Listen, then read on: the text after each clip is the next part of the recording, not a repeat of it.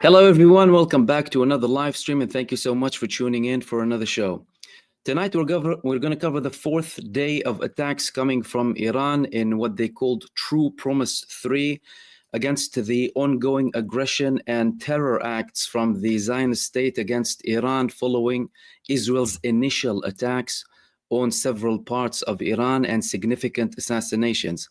There have been significant developments on the ground with recent statements coming from Benjamin Netanyahu now talking about more objectives that he wants to reach with Iran, several military moves that were monitored being done by the United States and moves from Russia too, more threats coming from Iran about an attack. As a matter of fact, today they made multiple statements and they already carried out an attack during the day.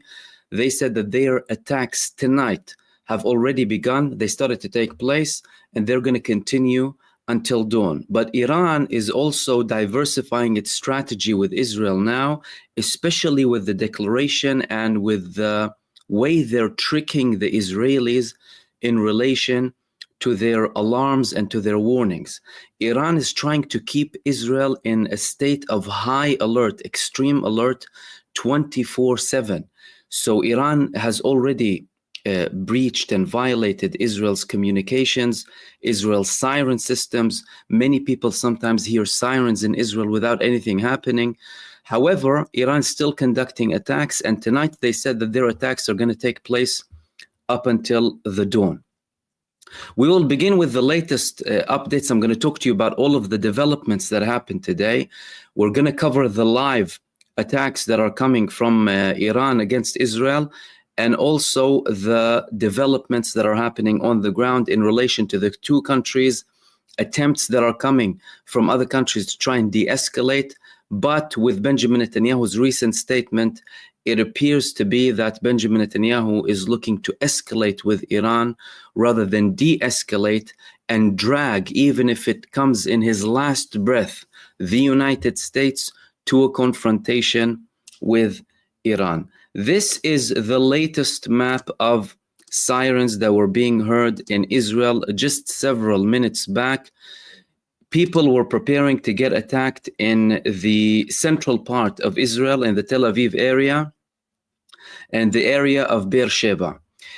This morning, during the day, there were multiple attacks in the areas of the north, in the Haifa area, in the Golan area, primarily with drones. Now, with regards to Iran's strategy, Iran is clearly conducting a strategy of exhausting Israel as much as possible and keeping it on high alert. Sometimes saying that they're going to attack in the morning, sending a few drones, keeping Israel as much as possible in a state of panic. And this exhausts the country very much. And it has a lot of strain on Israel's economy too, because if the Israelis are not able to function normally, that wreaks havoc to everyone's normal day-to-day life. Now, this is happening with many problems happening in Israel after the Iranian attacks and certain moves that are being conducted internally in Israel. I'm going to tell you all about them, especially with Israel banning people from leaving the country. But before we get into that, and before we process the live images of the Iranian attacks and the recent updates, Israel now confirmed that the attack that Iran carried out on the oil refineries in Haifa was extremely dangerous. Israel is now declaring and confirming that the group controlling the area is completely shutting down the facilities. So we had one of these reports in the Israeli media, the Bazan group, which controls the area of the Haifa refineries. They made a statement. The power plant was significantly damaged by the Iranian missile. They're saying missile, although we documented multiple missiles, or people documented and we shared multiple missiles landing in that area. And I will share the images with you in a second. And there was a confirmation that 3 of the employees were killed too. But the company's statement said that as a result of the Iranian missile hitting the Bazan Group compound, the power plant responsible for part of the steam and electricity production used by the group's facilities was significantly damaged, along with other damage. 3 people were killed in the strikes. Bazan announced this evening, Monday, to the Tel Aviv Stock Exchange that following the Iranian missile strike early this morning, all of the refineries, facilities, and subsidiaries were shut down as a result of the missile strike on the facility in the Haifa Bay. 3 people were killed. The Ministry of Energy said following the announcement, "We are prepared to provide all necessary support for fuel consumption in the economy." The repair is estimated to last about 10 days. This is a huge problem for Israel. And before I continue, there is a massive propaganda campaign coming by the Zionists and their mouthpieces, whether internationally or in the Arab world, to downplay the effects of the Iranian attacks and the significance of the Iranian attacks. And as a matter of fact, Israel is now banning reporters from certain documentation of the Haifa Bay because of the attacks and because of how they were documented the other day. And Israel is raiding homes of journalists so that they can stop documenting all of the damage. So we're expected to see more attempts of suppression coming from Israel.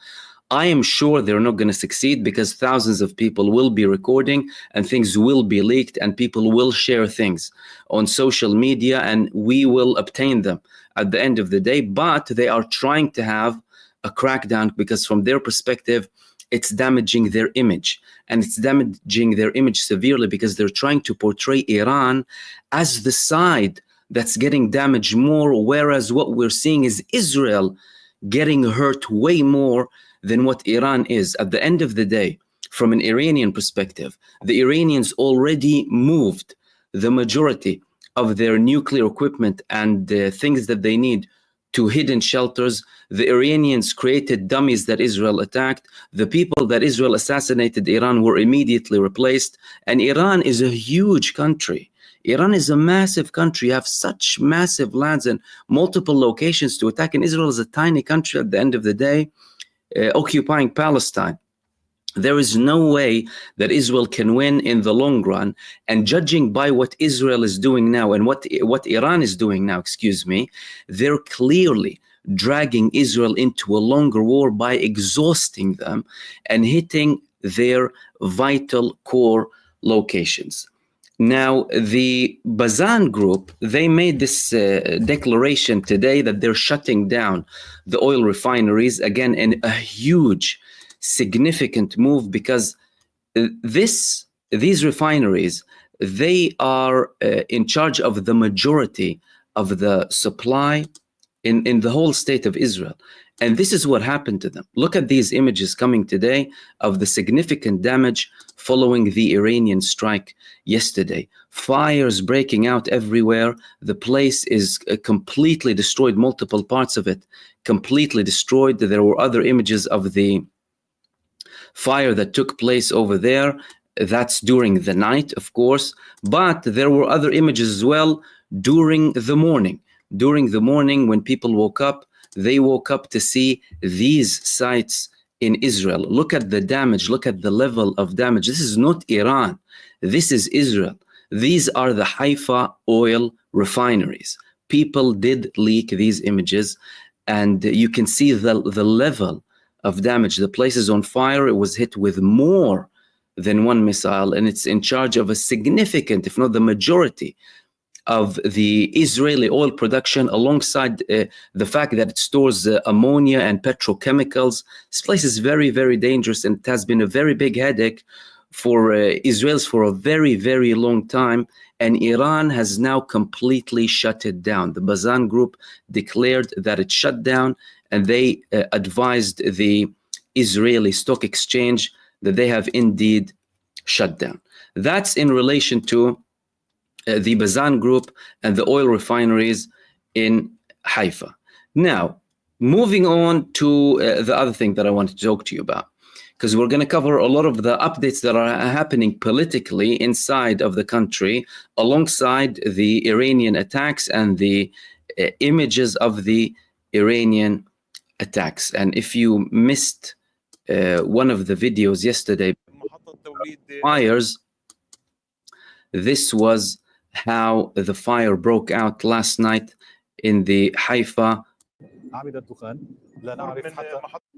that led to the shutdown today, and the place and the company controlling the area declaring that they are completely shutting down and no longer serving the Israelis. This is the most significant place, again, in relation to the Israeli oil manufacturing, oil, gas, petrol, petrochemicals, ammonia, very, very dangerous things. And of course, strategic as well. Then the other thing that I wanted to talk to you about here.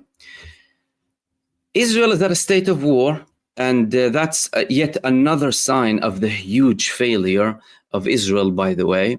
Zionists came with the fake promise that they're going to have the safe haven of the Jewish people. They created a neo-colonialist entity, brought people from multiple parts of the world through sabotage, through corruption, through misleading, through propaganda too, and said this is the safest place on earth for you. And that is the first reason that Iran has already won. The concept of safety in Israel has been completely eliminated by Iran. Israel was spending billions upon billions, years of research and development to have a multi-layered air defense system that protects the people from any attacks, and Iran comes and destroys it with older generation missiles in hours. Of course, they've already done it twice before, but now with the continuation of it, you're talking about a huge catastrophe for Israel and for the Israeli people as well. There is no concept of security. Benjamin Netanyahu is leading the Israelis to a bloodbath. And as a matter of fact, he is the one dragging the Israelis into more and more killing and slaughter, because he constantly pokes other countries, he constantly expands his genocidal operations, and he constantly tries to have more and more wars against people. Now, these images, they were published yesterday. Israel had a huge problem with that. Therefore, what did they do? They went to threaten the people who were documenting these videos. So today and yesterday as well, they're having raids on teams recording what's happening in the Haifa Bay and in other parts of Israel too. This was one of the videos that was published of the Israeli security forces going to target the journalists in that area. As you can see, there is the Haifa Bay. This area, you can see the whole bay underneath. Security forces coming with all of the press groups, taking their equipment, telling them that they need to stop documenting and they need to stop sharing the images that are coming from the attacks of Iran on Haifa. Why? To suppress. Israel wants to suppress as much as possible, and they want to give people false hope, and they want to portray it as if, you know, we're doing what we can and the only damage is happening in Iran. And what they're doing in Iran, by the way, of course, they are conducting attacks. The Iranians are showing exceptionally successful levels of their air defense systems working. And today we had more reports that there are certain groups operating as agents for Israel in Iran that were receiving orders to have basically to cause fires in like tires and what have you, to light up tires in the streets, to show as if there is some sort of an attack. This was one of the images that was leaked today, because Iran, they're capturing dozens of Mossad and Israeli agents in Iran. Some of them were executed already. And when they were asking them about the operations that they were asked to do, some of them said that some of the things that the Israelis were ordering them to do is cause like fires in certain places to portray as if there were certain attacks. Of course, again, there are attacks, but there are other acts of sabotage to try and show something bigger than what it actually is. This is part of the Israeli psychological warfare that's happening in Iran for Israel to show as if, you know, we are controlling everything and we are the ones attacking more and we're not getting it. Then, in relation to the journalists, because Israel was banning the journalists from filming, they were actually raiding as well. So here we have the Israeli police raiding location.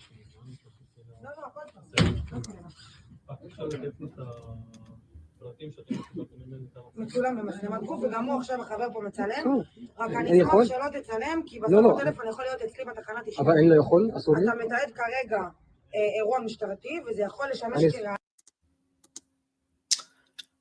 So what the Israeli police officer was telling the journalist here, you can't even document the police operating and confiscating the equipment of the journalists, because I might also take your phone and take you as well into custody.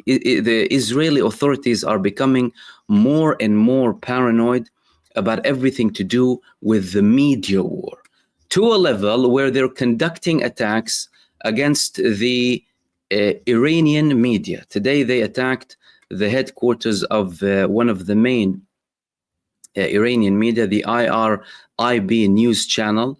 They were hit by an Israeli missile, and it was on live television. Let's have a look at this video over here. آنچه که ملاحظه کردید، صدایی که شنیدید، فضای غبارآلوده استادیوم.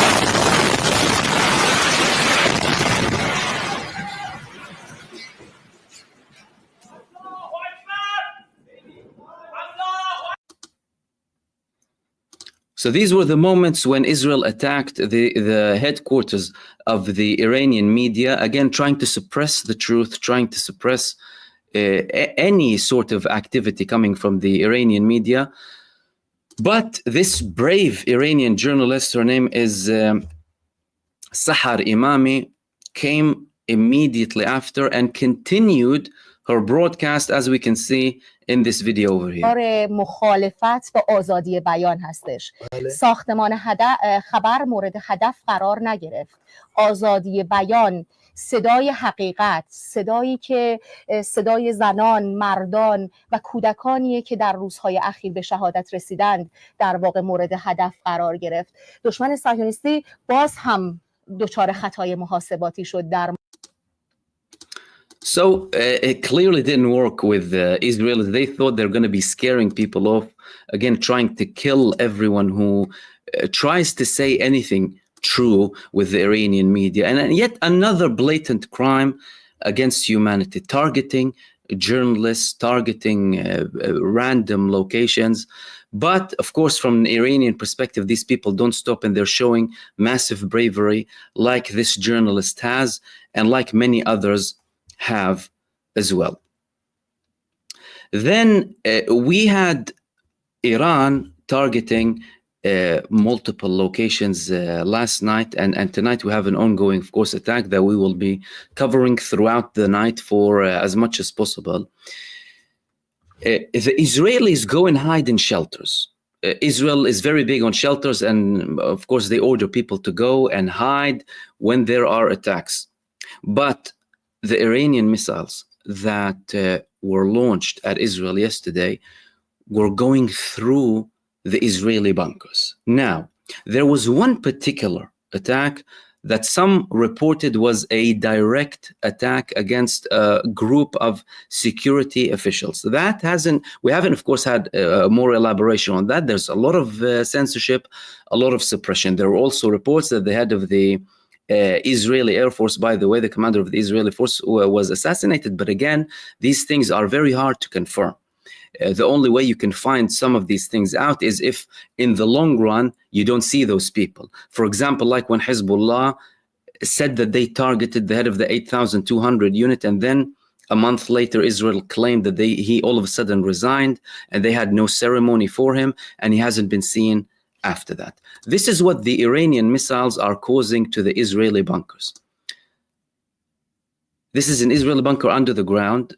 People think, of course, that it's safe, but they're penetrating the whole thing. They're not leaving anything in its place. So that's another reason why more and more Israelis are feeling unsafe therefore leading many of them to think of leaving the country, fleeing the country. But there's one big problem.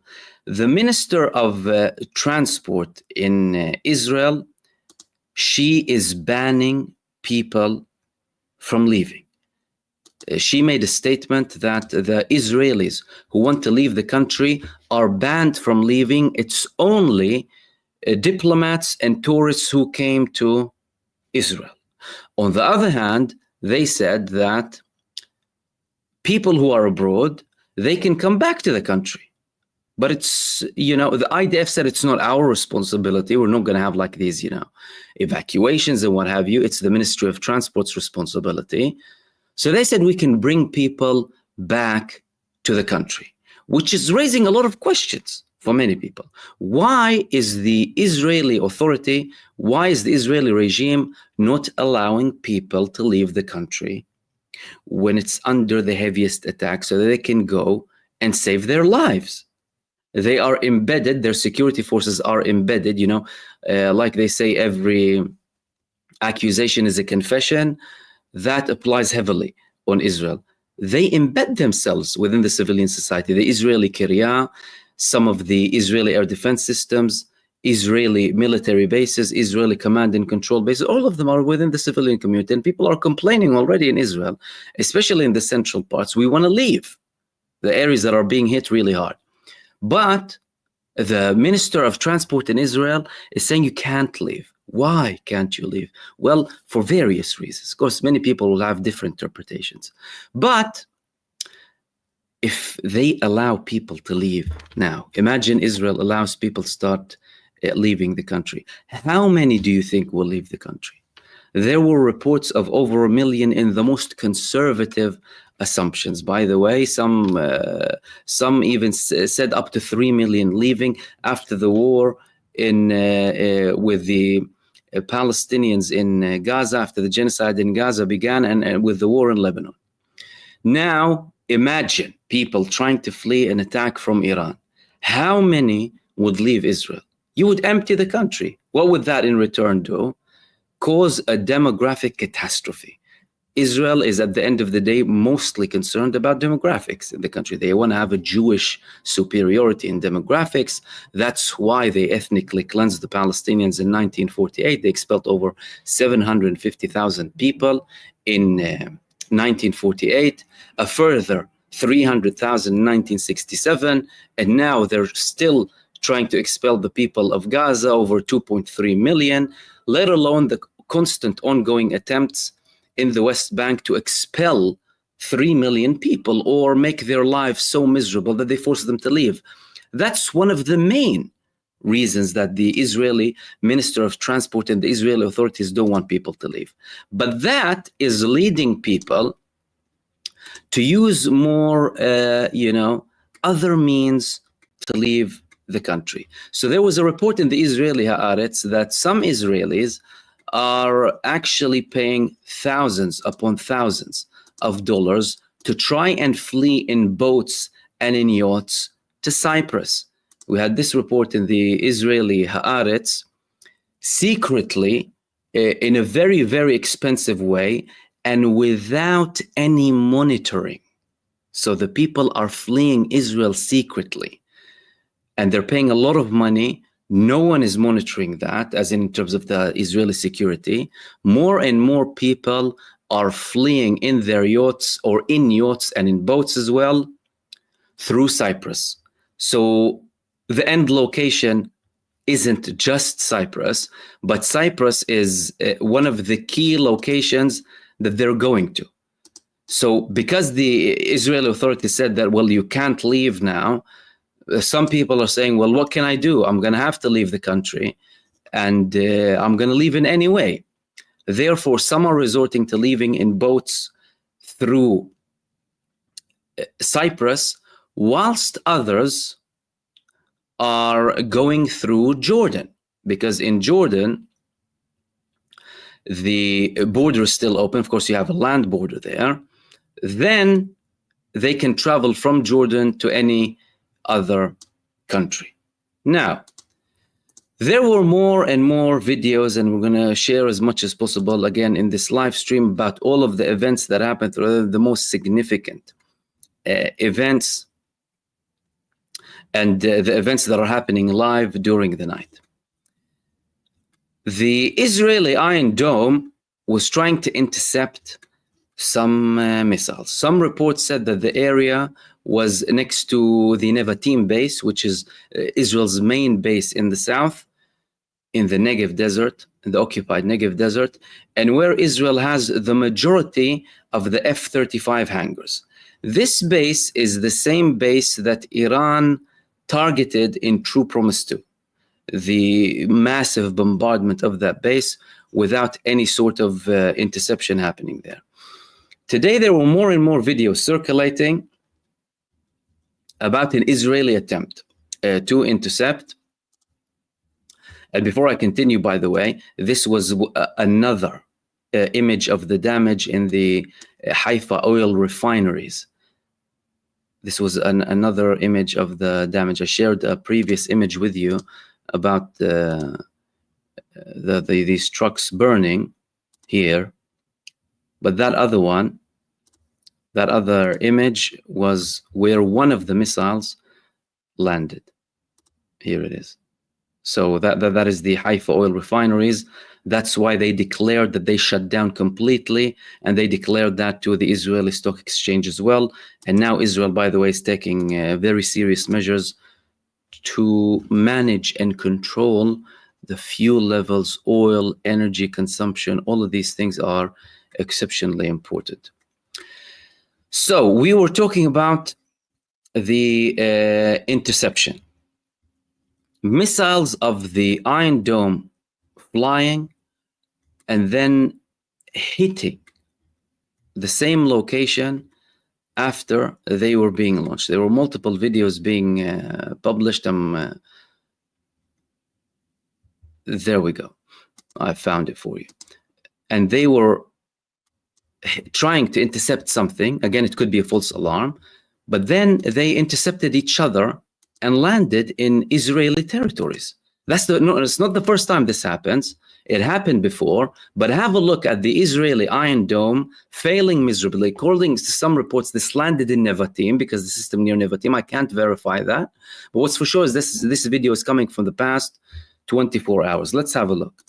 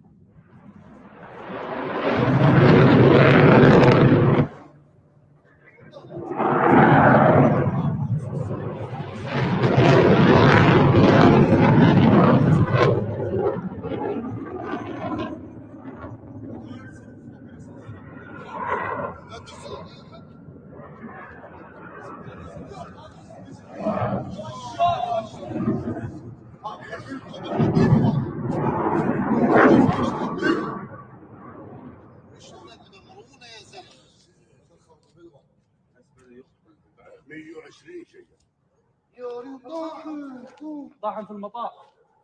عم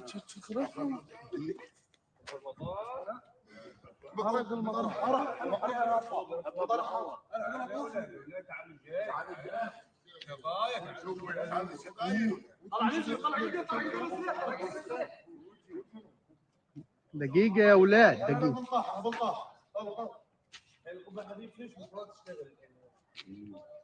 شو تشتغل بالصاروخ؟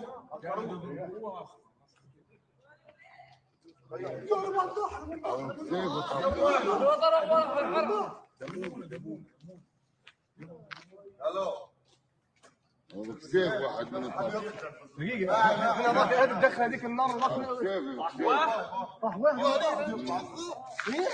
بقول يما ورانا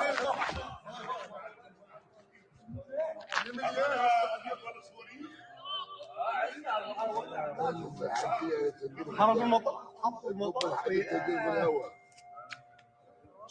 طلع زعكوه يوم ولد شو بطلع منه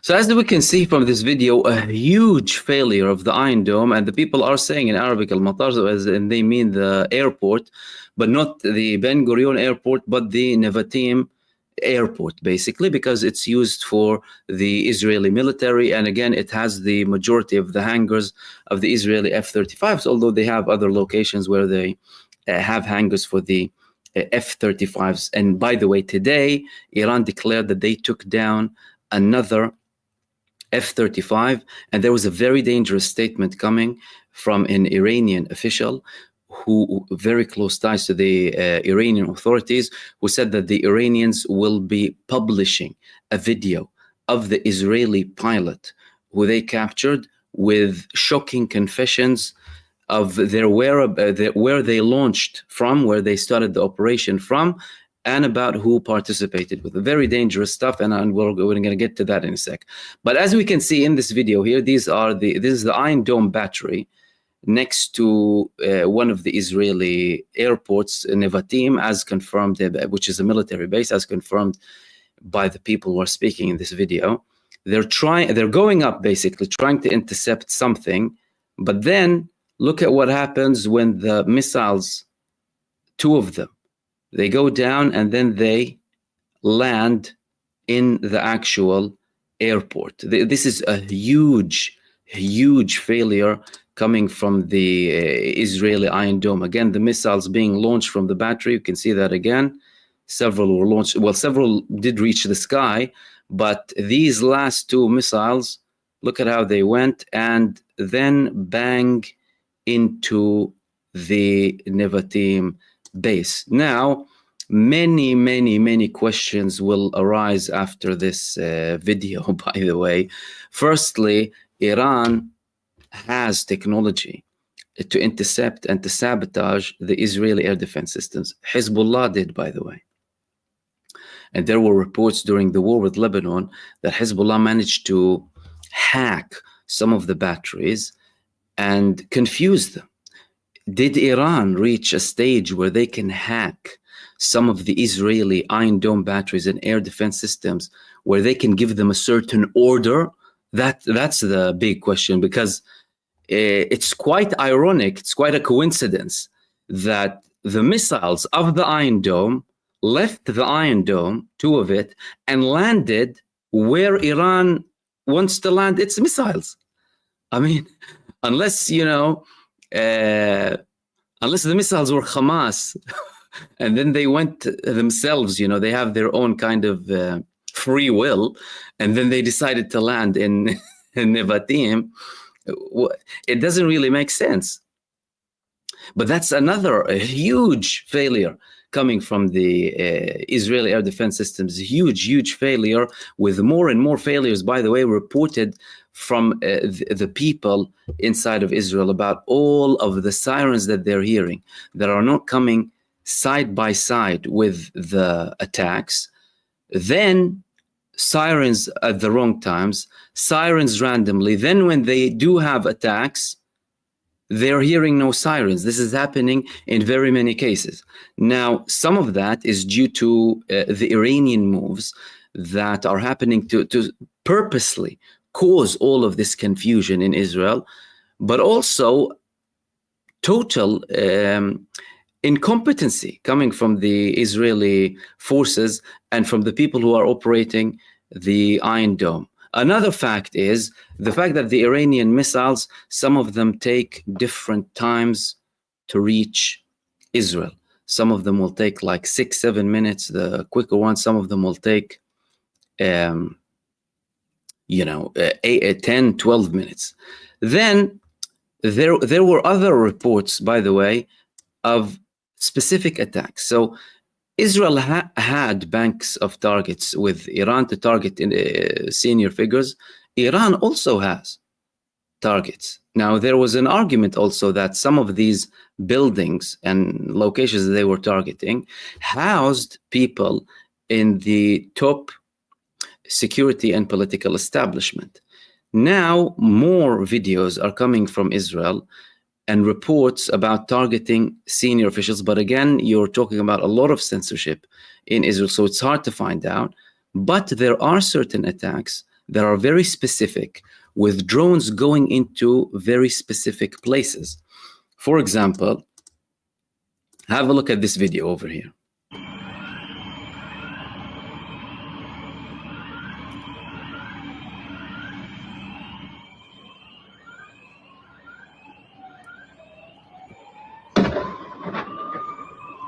Why?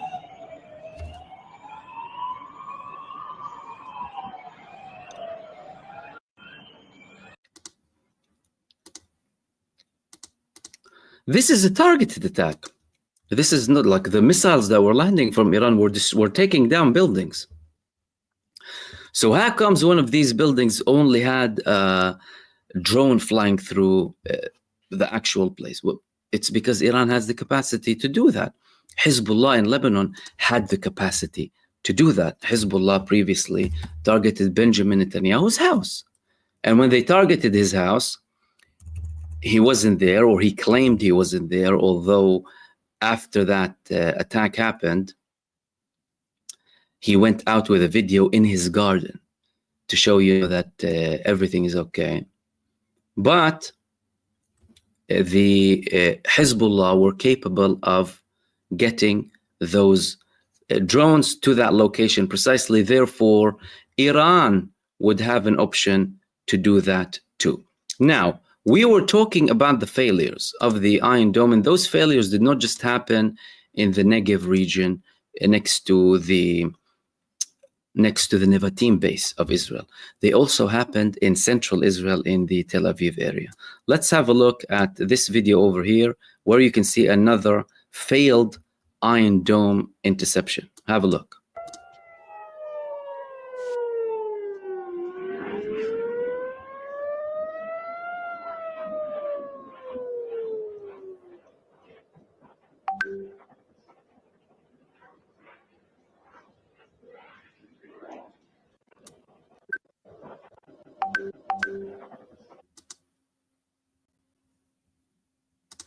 So again, as you can see, the Iron Dome missile goes up initially and then starts going down to hit the location. When it hit, the man moved the camera, probably didn't want to catch the embarrassment again of yet another failure coming from the Israeli Iron Dome.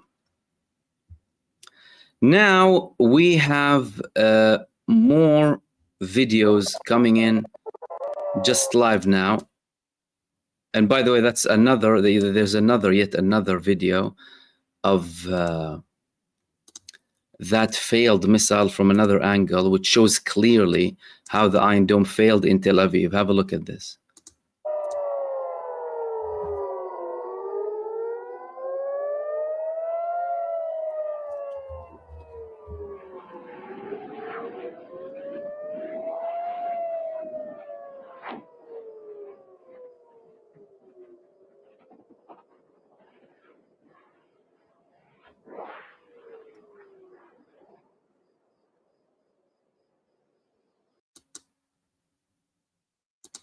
Again, it looks like some of these Iron Dome missiles have their own free will.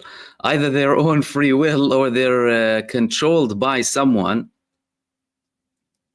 who's doing something. And that's very, very significant. That's very important as well. Now, the following thing that I wanted to talk to you about.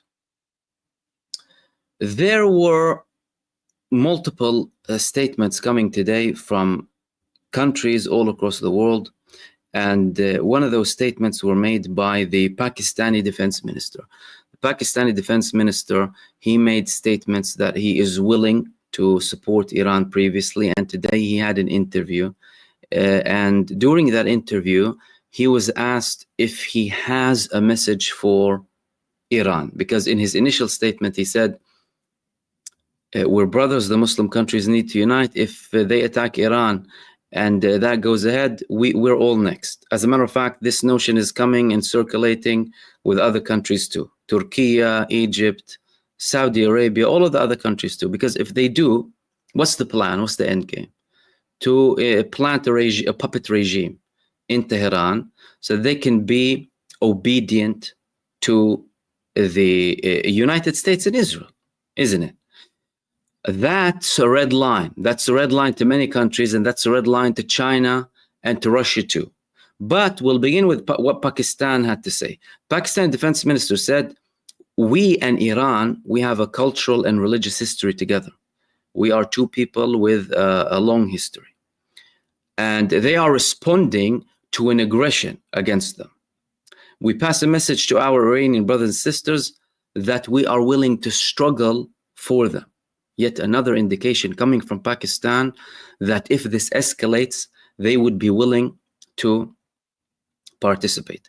And when he was asked to pass a message to Israel, he said there is no point of passing a message to Israel. This is a rogue state made up of people that they brought from all across the world after they conducted these moves and propaganda. They were terrorizing people in Yemen, the Mossad and Secret Service, and in Iraq to try and show them that they have hostile status around the bring to Israel after they failed with bringing as many as they wanted from Europe and other parts too, following the World War II, although Zionism started from the mid-19th or towards the end of the 19th century, and it originated within Christian movements, not within Judaism, by the way.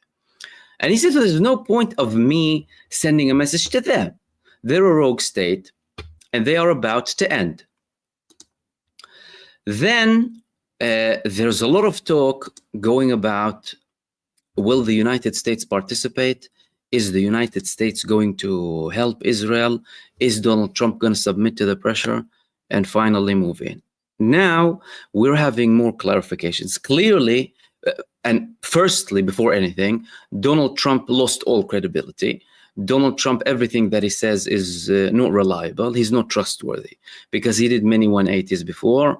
He was the same person who withdrew from the nuclear agreement with Iran. He was saying that I'm the man of peace. I want to end wars. Then he was saying all gates of hell. I'm going to finish all wars on the first day. It didn't succeed. Man is unreliable and unpredictable too.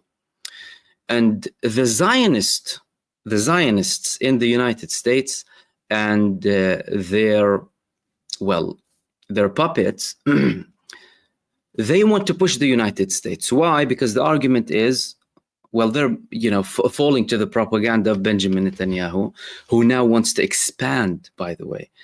I'll get to his statement shortly. They're saying this is our opportunity. This is our opportunity to end the nuclear project once and for good. And we need to help Israel, especially with Fordo and with bunker busters, with the B-2 and B-52. And let's finish it once and for all.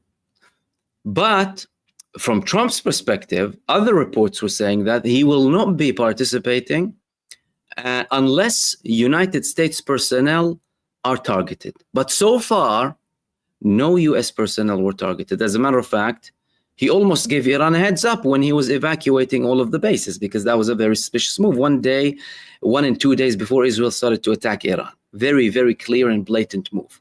And he previously said that he didn't give Israel the green light, yet he was playing ball with Israel on the fact that he wants to end Iran's nuclear program altogether. He doesn't want Iran to enrich uranium whatsoever, although he wasn't saying one word about Israel. Then Benjamin Netanyahu, how does he want to expand the war? And are we talking about any sort of ceasefire here? What are the statements coming from him? And what are the responses that are coming from Iran? Well, Benjamin Netanyahu, if you recall, when he started this operation, he didn't publish clear objectives. And with any military campaign, you need an objective. Netanyahu said, we want to push back, we want to push them back on the level of threat they pose to us. Very vague, he can kind of get away with it. But now he's making more and more statements. And he's trying to portray as if, you know, he has an Arab coalition or whatever, although we're not seeing that on the ground.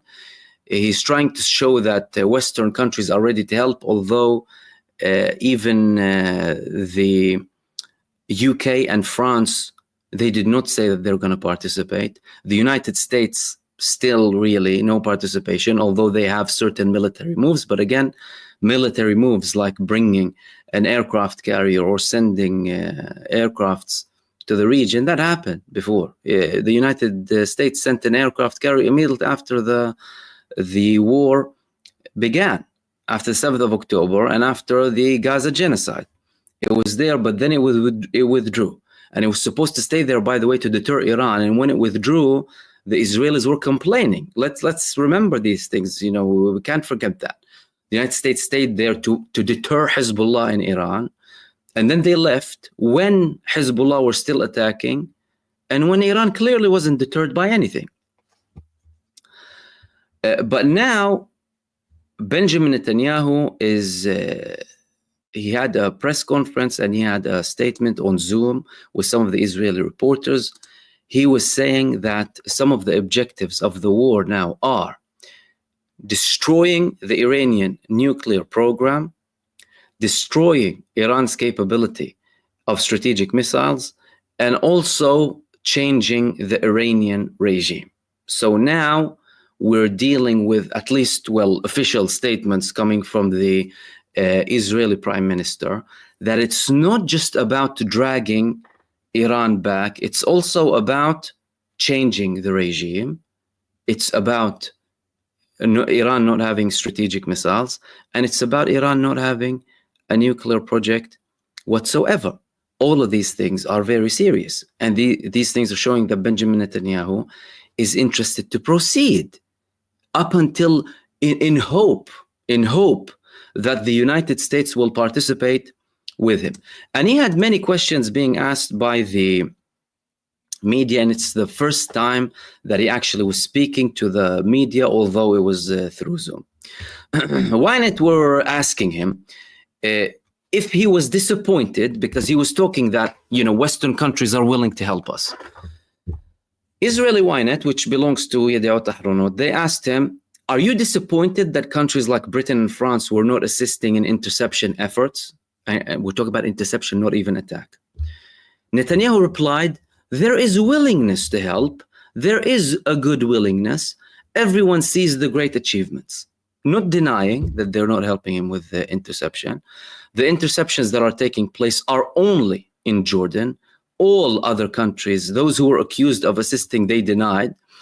And we were clearly seeing missiles going to Israel. And the reports even that even in Jordan, it's the Jordanians allowing the Israeli helicopters or fighter jets intercept some of the Iranian drones. Mixed messages, but there were helicopters shown that belonged to the Israeli army that were operating in Jordan.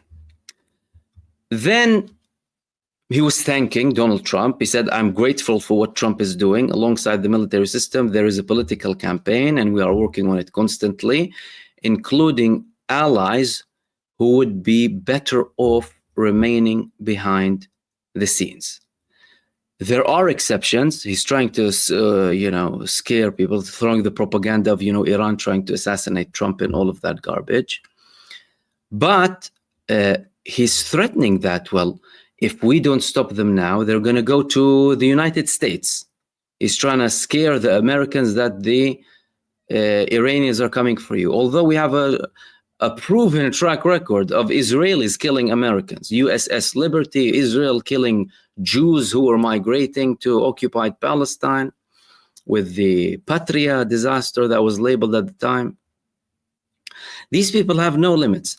But the main thing here is that Benjamin Netanyahu is desperately trying to drag the United States into this war. But he's still not getting any confirmation from the United States that they will be participating with him. Now, there's a lot of propaganda going on. And that's why it's our duty to debunk all of this propaganda. One of this propaganda is that the Iranians are begging for a deal. Biggest lie in the world. Israel was sending messengers to Iran initially to try and beg them to stop and to try and tell them, oh, you know, stop attacking us, or if you attack us, we will, you know, we will destroy Tehran and all of that. Then we had a clarification coming from the current IRGC head, who said that we are not stopping. Even if Israel stops now, we're not stopping. This is in line with the initial statements that came from Iran. They said that Israel started this, but we will be the ones who dictate how this ends. So I had this statement that was published in a couple of Iranian media outlets too, targeting the Israeli intelligence centers and the third phase of the Operation True Promise. The Public Relations Department of the Islamic Revolutionary Guards Corps issued a statement announcing the targeting of intelligence centers in the occupying entity. And they said they targeted multiple parts as well. In their statement,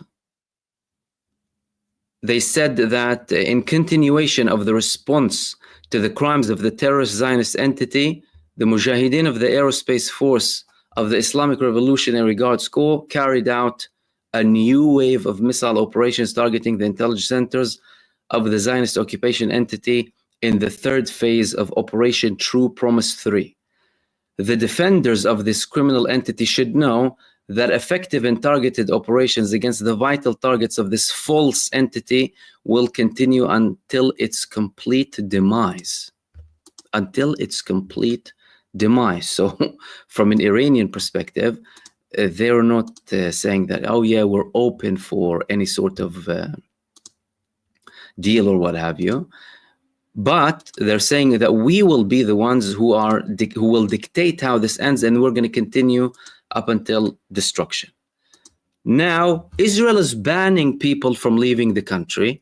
They're bringing people who are abroad, so clearly they have a capacity, although they sent many of their airplanes to other countries to try and protect them in fear of an Iranian attack on the Ben Gurion airport. But now, the Israeli army and Israeli army sources are saying that we can't even help all of the Israeli population as well. How? Well, we had this report in one of the Israeli websites regarding Waze, which is an Israeli application, GPS. All Waze applications are not working right now. Firstly, they're cutting off all of the GPS applications in fear of Iranian sabotage or Iranians finding out certain movements. So the Israelis are in effect living in a lot of isolation now without being able to move so much. Then in that article, clearly after Iranian missiles managed to go into Israeli shelters, this is causing a huge problem for Israel. But also many people are complaining that they are unable to go into shelters. And there were videos circulating today of Israelis preventing non-Jews. There were some Thai and Filipino workers in Israel trying to go into a shelter. And some of the Israelis told them, you can't go into a shelter because you're not Jewish. They're even racist when people are working there in the country trying to protect themselves. But other people in the population in Israel are finding it difficult to find shelters. So the senior officer in Israel said that as a response to the fact that there are vulnerable populations who cannot drive themselves to shelters, he said, I can't take care of every citizen. In the end, the citizen also has a responsibility. We can't take care of all of you, you know. We will start this war, we'll drag you into this complete bloodbath, but we can't take care of you after that. You need to try and protect yourself. I have nothing to do with you. So Benjamin Netanyahu, in effect, is starting something now that he's unable to control. He's having all of this campaign and propaganda, yet they are not able to protect the Israeli people. Now, moving on to the recent attacks and the current updates that are happening now.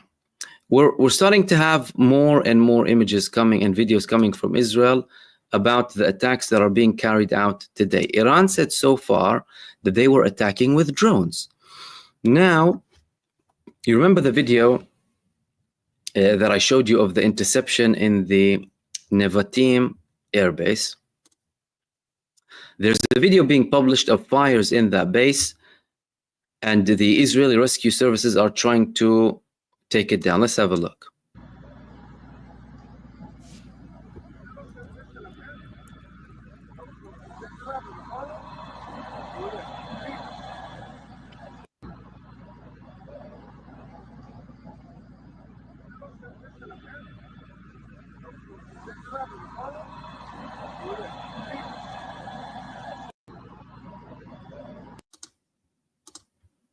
So that was the Nevatim airbase.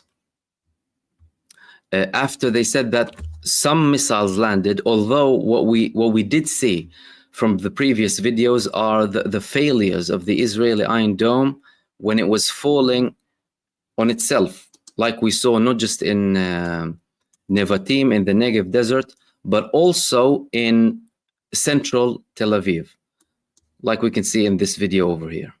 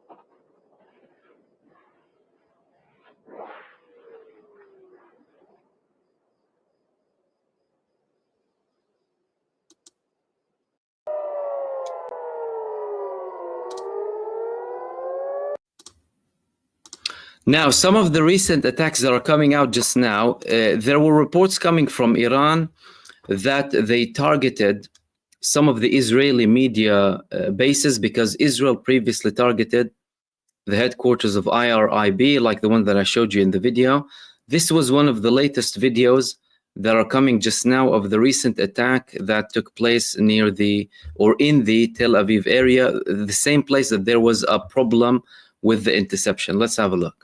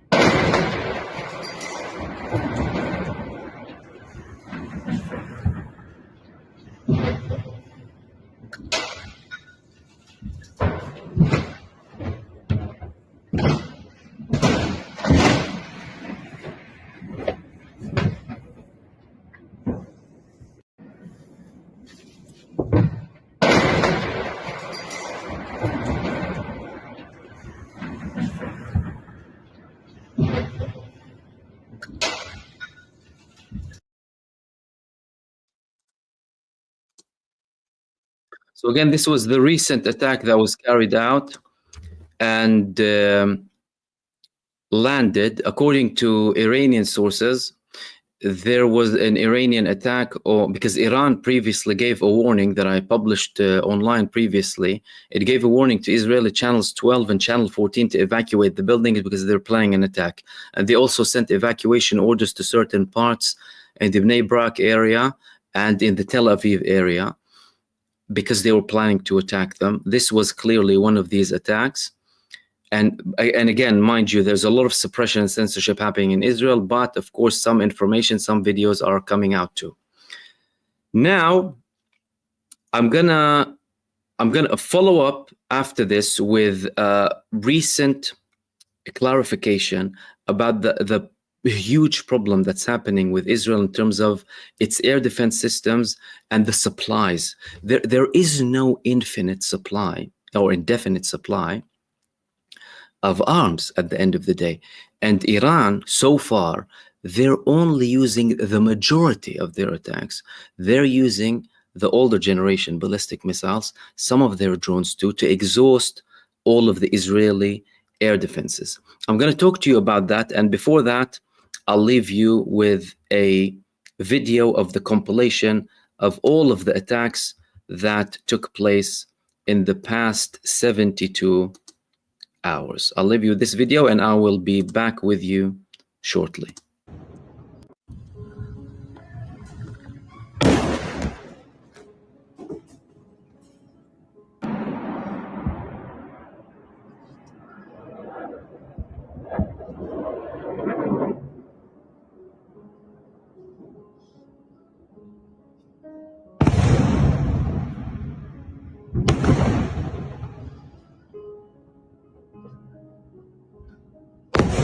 طلع ايه؟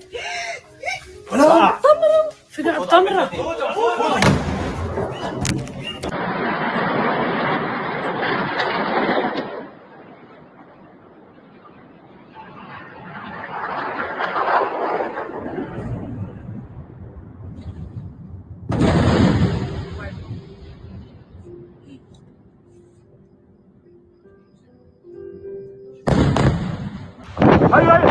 ايوه يا حبيبي، ايوه دمر الدنيا هون، دمر الدنيا. ايوه دمر الدنيا. فرسلية نزل فرسلية. ايوه فوق راسي يا عيال.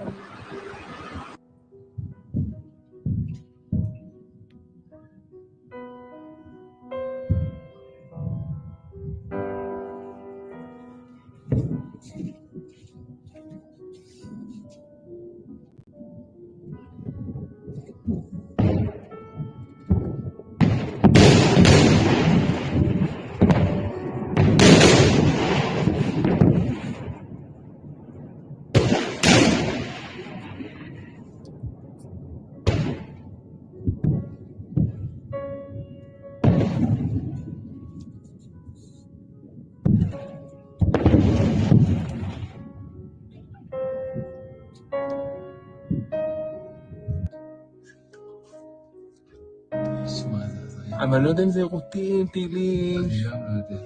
תראה. בוא'נה, זה לא מפסיק, תראה כמה יוצאים. כולם יוצאים מלא.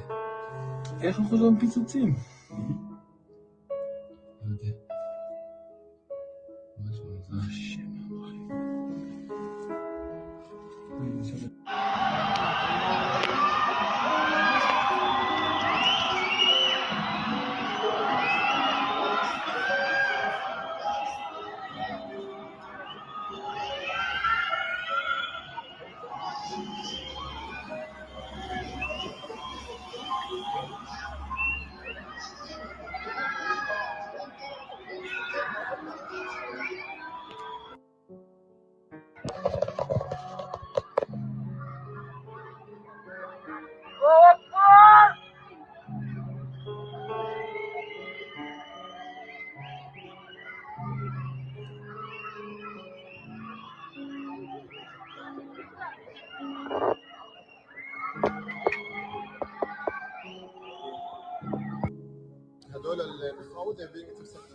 Yeah.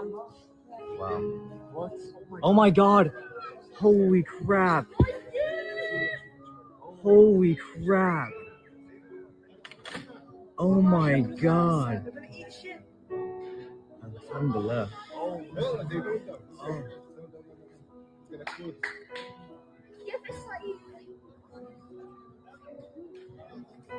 صوت أكثر من جوردن أكثر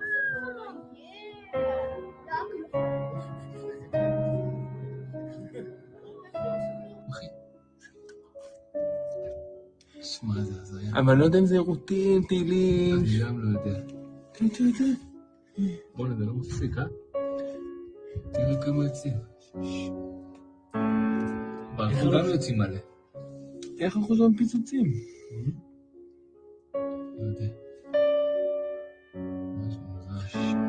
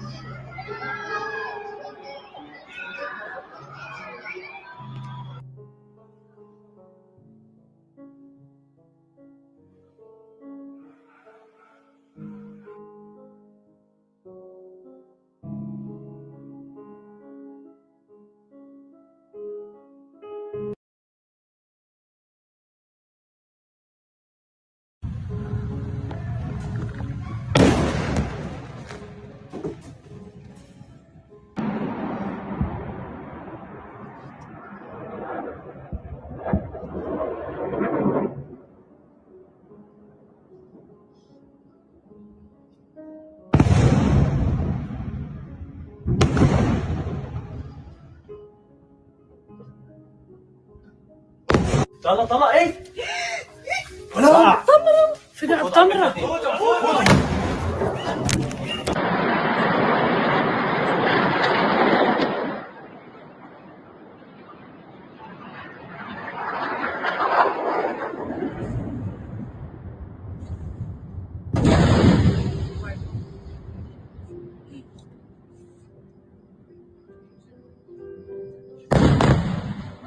ايوه ايوه ايوه ايوه ايوه يا حبيبي ايوه ايوه ايوه ايوه دمر الدنيا هون دمر الدنيا ايوه دمر الدنيا فرسلية نزل فرسلية ايوه فوق راسي يعني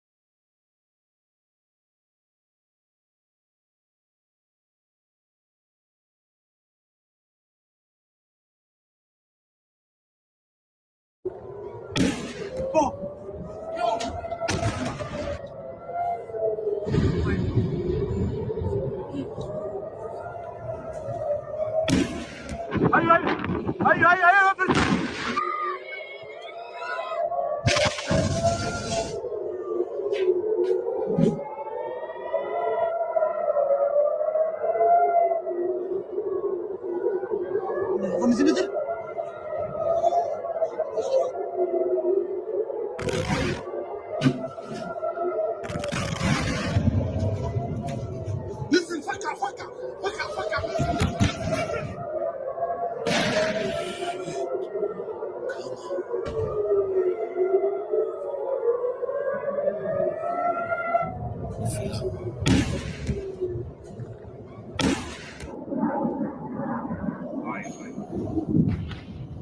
Oh. God bless or not.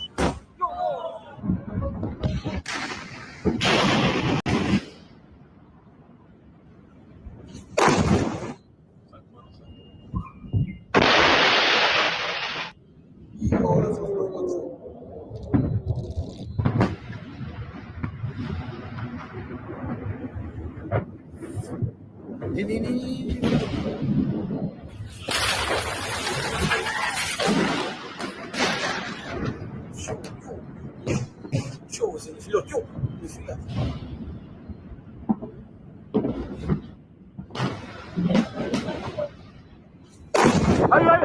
هيا هذا نزل زبو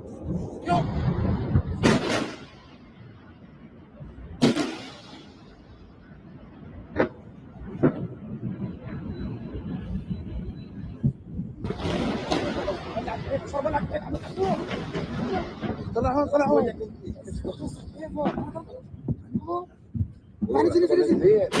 نزل يلا هذاك الخبوش نزل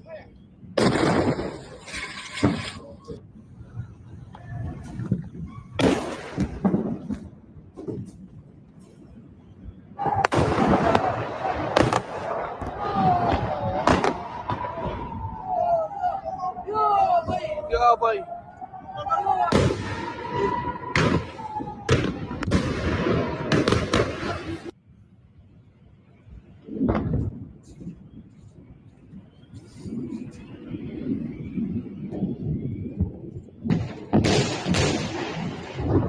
واو هنا هو دخل يو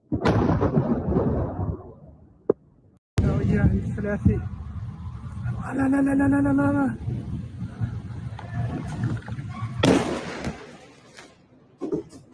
Ayim, تبغى زبو يوم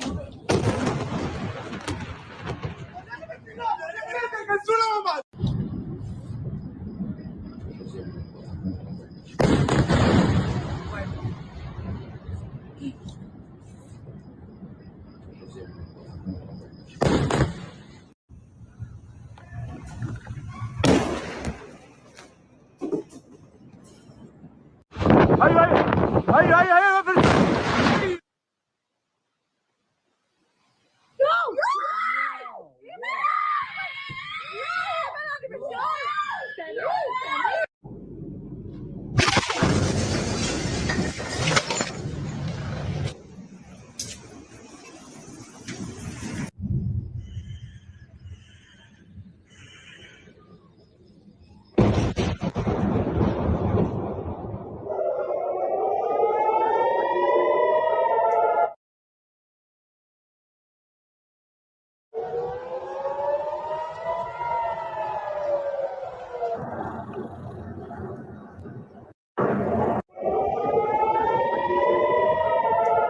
هذا نزل علينا تعال يو تعال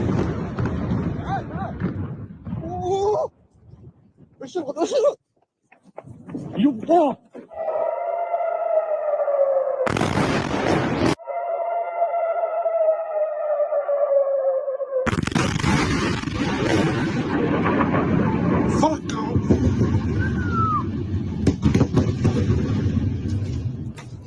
نزل فكر نزل ورا دول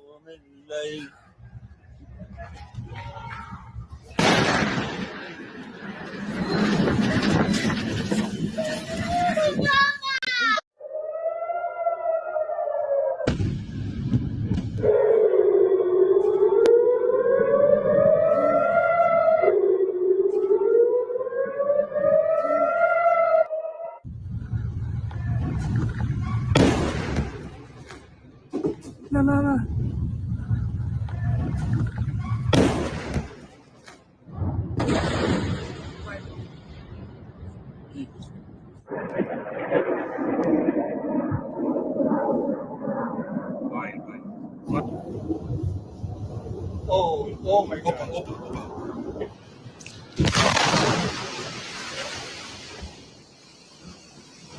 Go! Go! Ya bless son nom.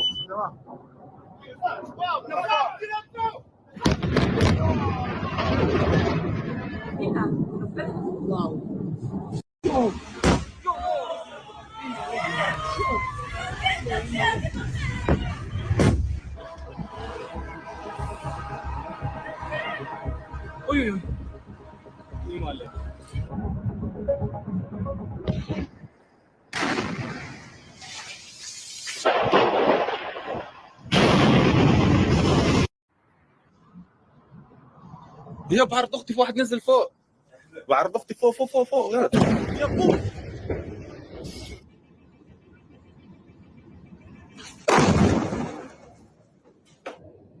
يو خدت وانا خدت.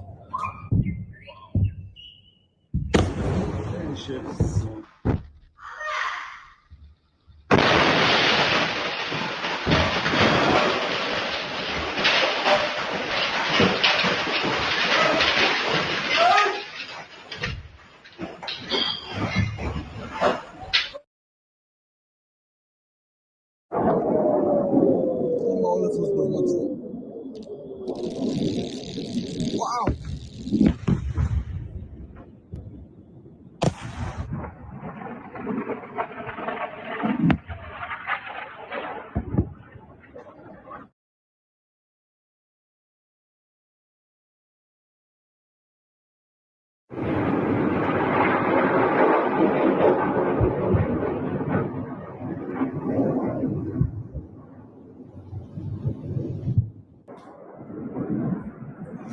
מאיפה בתי זיקוק? וואו וואו וואו וואו, יש פה נפילות. תראי תראי תראי. הנה נפילות. וואו, בבתי זיקוק.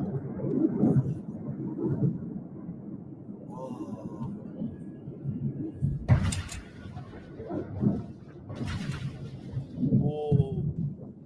בבתי זיקוק, אחי. כן.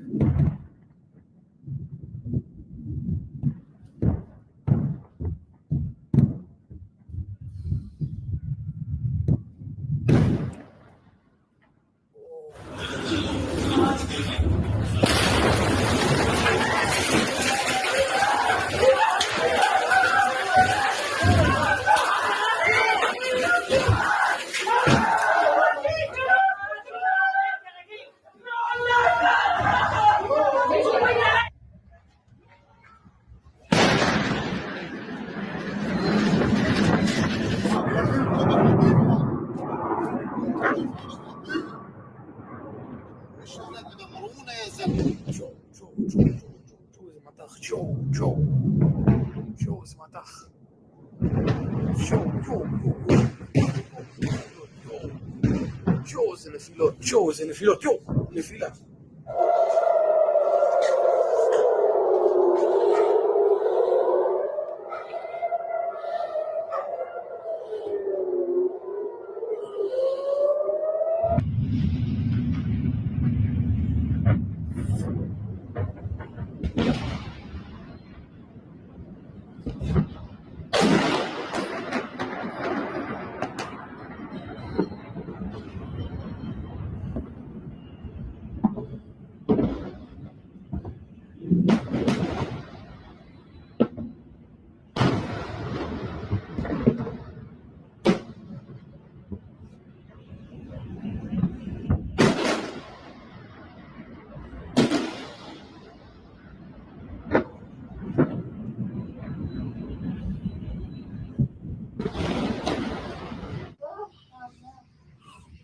Oh, Hamad.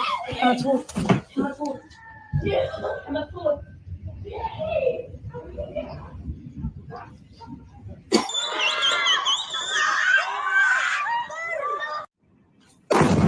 بعد الهجمات الإيرانية العدوانية على تل أبيب بعد الهجمات الإيرانية العدوانية على تل أبيب بعد الهجمات الإيرانية العدوانية على تل أبيب.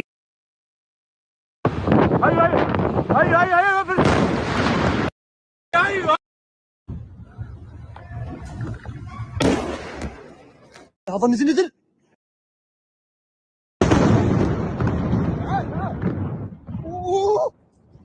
C'est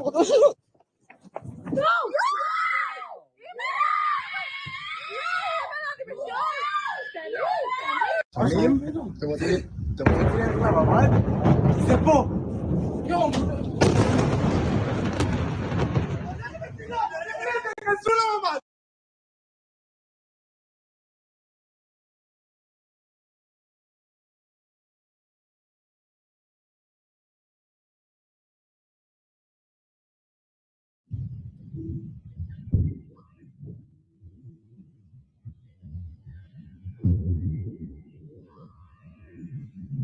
وجاه الثلاثي. لا لا لا لا لا لا لا.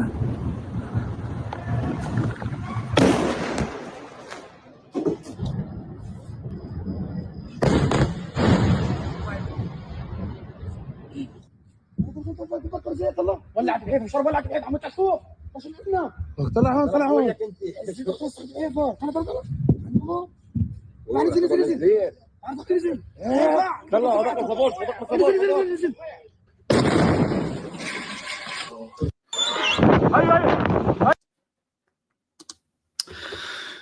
Welcome back, everyone, and thanks again for tuning in for another live stream where we're covering the whole escalation and war between Israel and Iran. I hope you enjoyed these compilations. One of them was credit to our friend Abu Ali, Mr. Abu Ali, for one of the compilations of the recent attacks in the past 72 hours. Now, we're going to go back to the latest updates and the latest developments. There was a declaration of an Iranian drone and missile attack, and things are developing very quickly. Of course, I'm going to try and catch things by the minute for you as much as possible. So, again, there was a confirmation. Now something... this is one of the most important things now. Donald Trump is saying everyone needs to evacuate Tehran immediately. Is the United States joining in? This is the most dangerous statement so far. Let's have a look. Multiple. Everyone's sharing this now. Okay. Is the United States going into the war? This will take things to a completely and totally different way. It's going to take a different direction. We're going to be talking about something much bigger if the United States decides to participate with Israel or help Israel with some of its attacks that are happening. Again, Donald Trump is saying immediately evacuate Tehran. This is coming from multiple media outlets.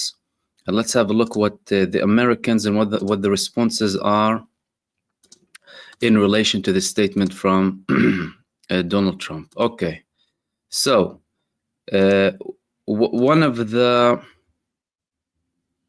Everyone needs to evacuate Tehran. Iran should have signed the agreement that I asked them to sign. I said multiple times that Iran cannot have a nuclear weapon. Let's see what this article, actually had to say. All right. The president urges everyone to immediately evacuate Tehran, reiterates that Iran should have signed a nuclear deal with the United States. Iran cannot have a nuclear weapon. I said over and oh, he's posting on Truth Social. Jeez, oh my goodness, people, man. Another post. What's up with the world leaders today? They're coming up a post with global matters to do on Truth Social. Make a statement. Don't you have anything serious in your life? If you want to participate, say something.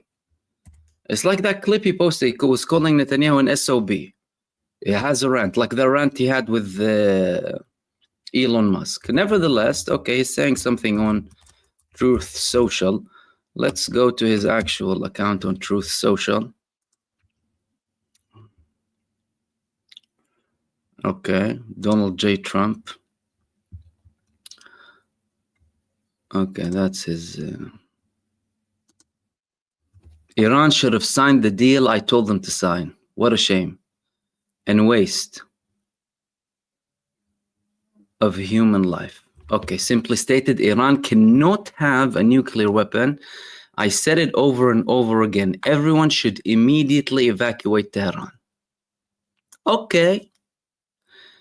To put things into perspective, there have been reports of military moves coming from the United States, certain aircraft. They already have bases in the region if they want to use them. They have bases in Qatar, they have bases in Saudi Arabia, they have other bases too. And they have bases in islands as well. They're bringing an aircraft carrier. Are they going to participate though? Again, up until the actions start happening, we can't really confirm everything. It could be another attempt coming from Donald Trump to play with Israel's tricks. Donald Trump did give an ultimatum to the people of Gaza, and he told them all hell will break loose. Okay. The defense minister, let's see what other reports we have from American media. Trump.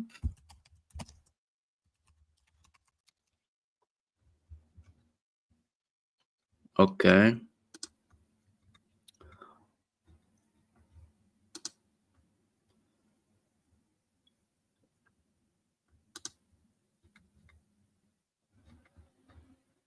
Nothing else apart from that statement, really, from Donald Trump. But the big question is if they will be participating tonight. If the United States will be participating tonight, expect a totally different story within the next hours, as in literally within the next hours. Several hours back, he was saying, I support Russia and Turkey in their attempts to try and reach it in, and I accept Putin trying to mediate.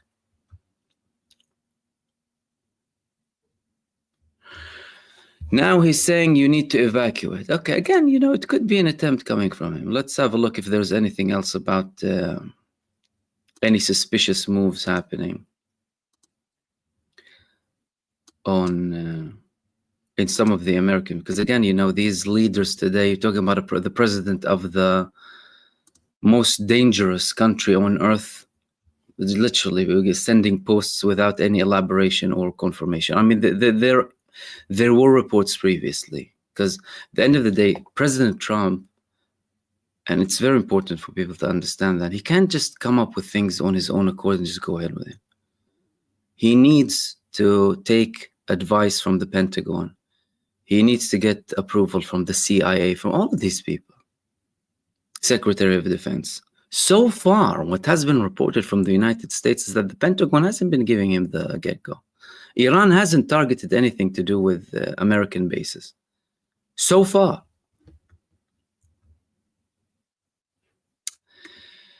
In the meantime, Iranian television is saying that the IRGC targeted Israeli fighter jets' fuel production sites and energy supplies with missiles and drones. That is the recent statement coming from the IRGC. Then before that, we had these scenes coming from the southern part of Israel after the massive failure from the Iron Dome in multiple interceptions and the Iron Dome hitting Israel.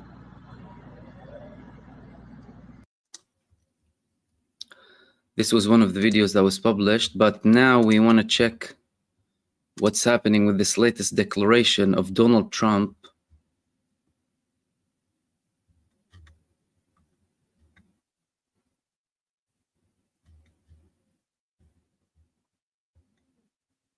and his ultimatum.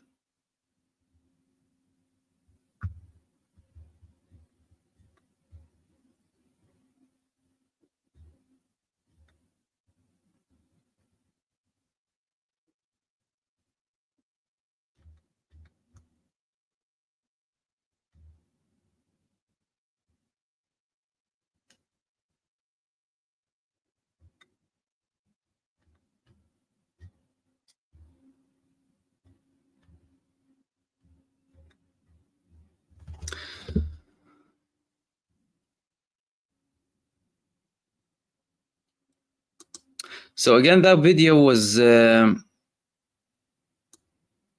to a failure coming from the Iron Dome, and there were other failures coming from the Iron Dome that I'm going to share again with you here in case you haven't seen them.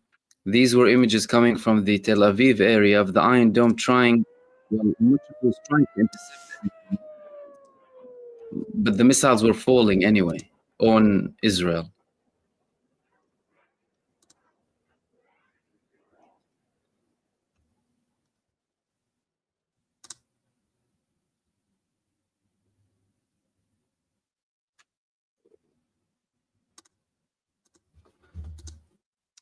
Okay, so Trump is saying that everyone in Tehran needs to evacuate. We still don't know if this means that the United States is going to enter the war or not. If they do, it's probably World War III. It is probably World War III. I mean, at the end of the day, Israel is the final representation of Western colonialism and hegemony in West Asia. All other countries know by now that if it's Iran now, then they're next to. This campaign won't end. Their greed has no limits. And there's a huge terror state sponsored by a huger terror state committing genocide and wars all over the region, killing and slaughtering people left, right, and center. So, and China's already reported to be sending, cargo and equipment to Iran. It's going to escalate if the United States participates without any provocation, by the way. Let's not forget how everything started. Israel attacked Iran. Let's remember that. The Israeli terrorist illegal regime attacked a peaceful country that actually respects international law, by the way, unlike the Zionists, who have no regard for international law or anything, and who outright claim that they play God, by the way, in Gaza. Some of them say, well, we kill whoever we want. So what I wanted to talk to you about, by the way, before we went on a short break and I shared that video with you, is the fact that, and this was published in the Middle East Eye, the Israelis and the United States are, Israel and the US, exhausting supplies of ballistic missile interceptors. Source says Israel is racing against time to destroy Iran's launch capabilities as interceptor supplies run thin, former official says.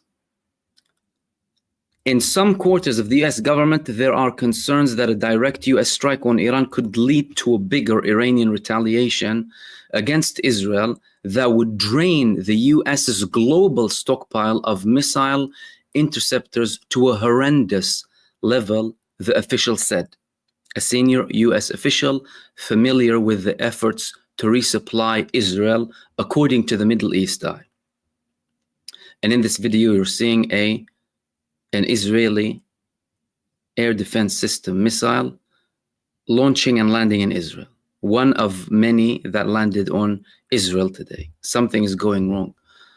Either the missile switched to Hamas's side, or they have free will, or Iran intercepted something and sabotage, or they're a total failure. The article continued, Israel relies on a 3-tiered air defense system that Iran annihilated and penetrated, by the way. And Iran's attacks are challenging its most sophisticated defenses. Well, of course. The Iron Dome is used to shoot down short-range rockets and drones fired at groups like Hamas and Hezbollah. Second level is David's Sling, which can intercept heavy rockets along with some ballistic missiles. Arrow 2 and 3 are used to take down ballistic missiles. The latter is able to shoot down exo-atmospheric hypersonic missiles. Replenishing the Arrow systems has been a perennial problem for Israel. Arrow 3, and we're talking about each missile of Arrow 3 costing $1 to $3 million US. Depends on how much the MIC wants to charge for it. Because, hey, the taxpayer pays. You Americans pay. If you're from America, you're paying for it. MEE reported in September 2024 that Israel was struggling to replenish Arrow interceptors after Iran's first attack on Israel in April that year. The US and Israel jointly produce Arrow interceptors. The types of interceptors that are required to shoot down ballistic missiles are expensive and difficult to produce in mass quantities. Dan Caldwell, a former senior Department of Defense official in the Trump administration who opposed military confrontation, wrote on X, and that's being published in the Middle East Eye. I will assume Israel has stockpiled a decent number of arrows and stunners for its David sling, but they've had to expand many of those against the Houthis and during Iran's previous missile attacks last year. It is therefore likely that Israel and the US are going to start rationing their interceptors soon, he said. Iran has fired at least 370 ballistic missiles since 13th of June, the Israeli Prime Minister's press office said on Monday.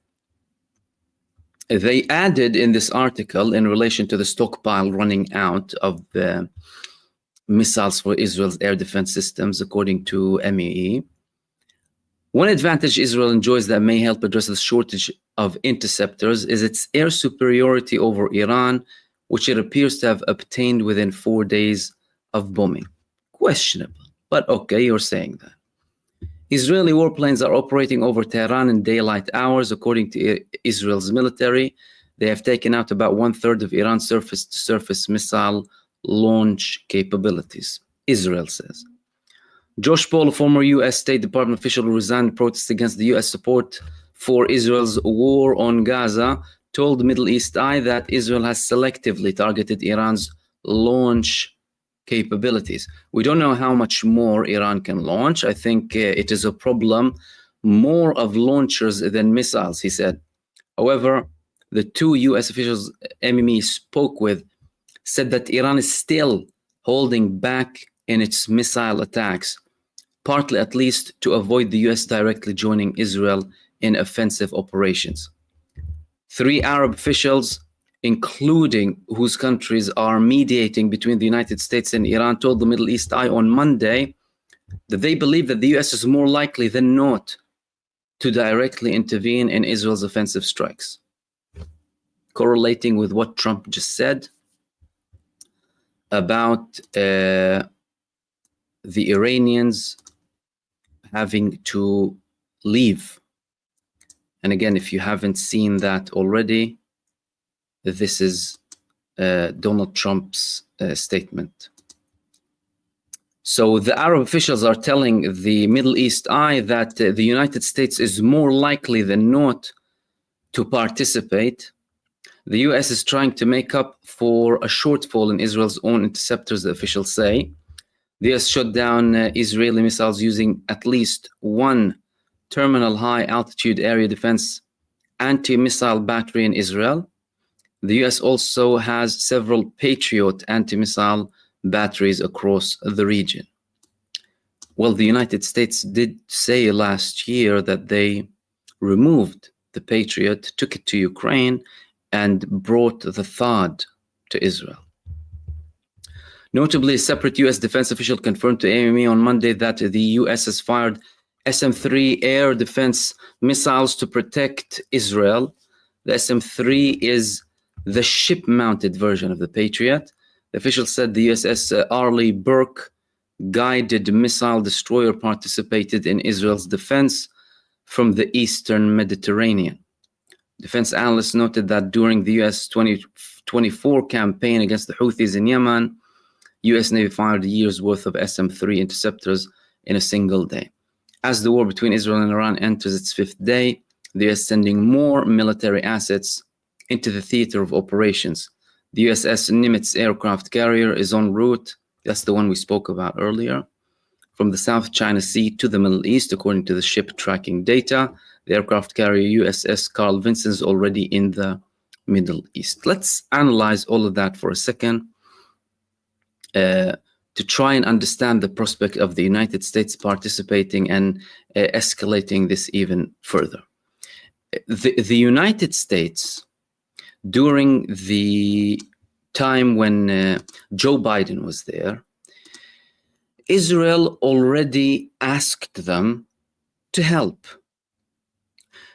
Joe Biden at the time during a period where there were some tensions, but not to the level that have been there since Donald Trump came to power, or a few months in, because he skipped a visit over Israel.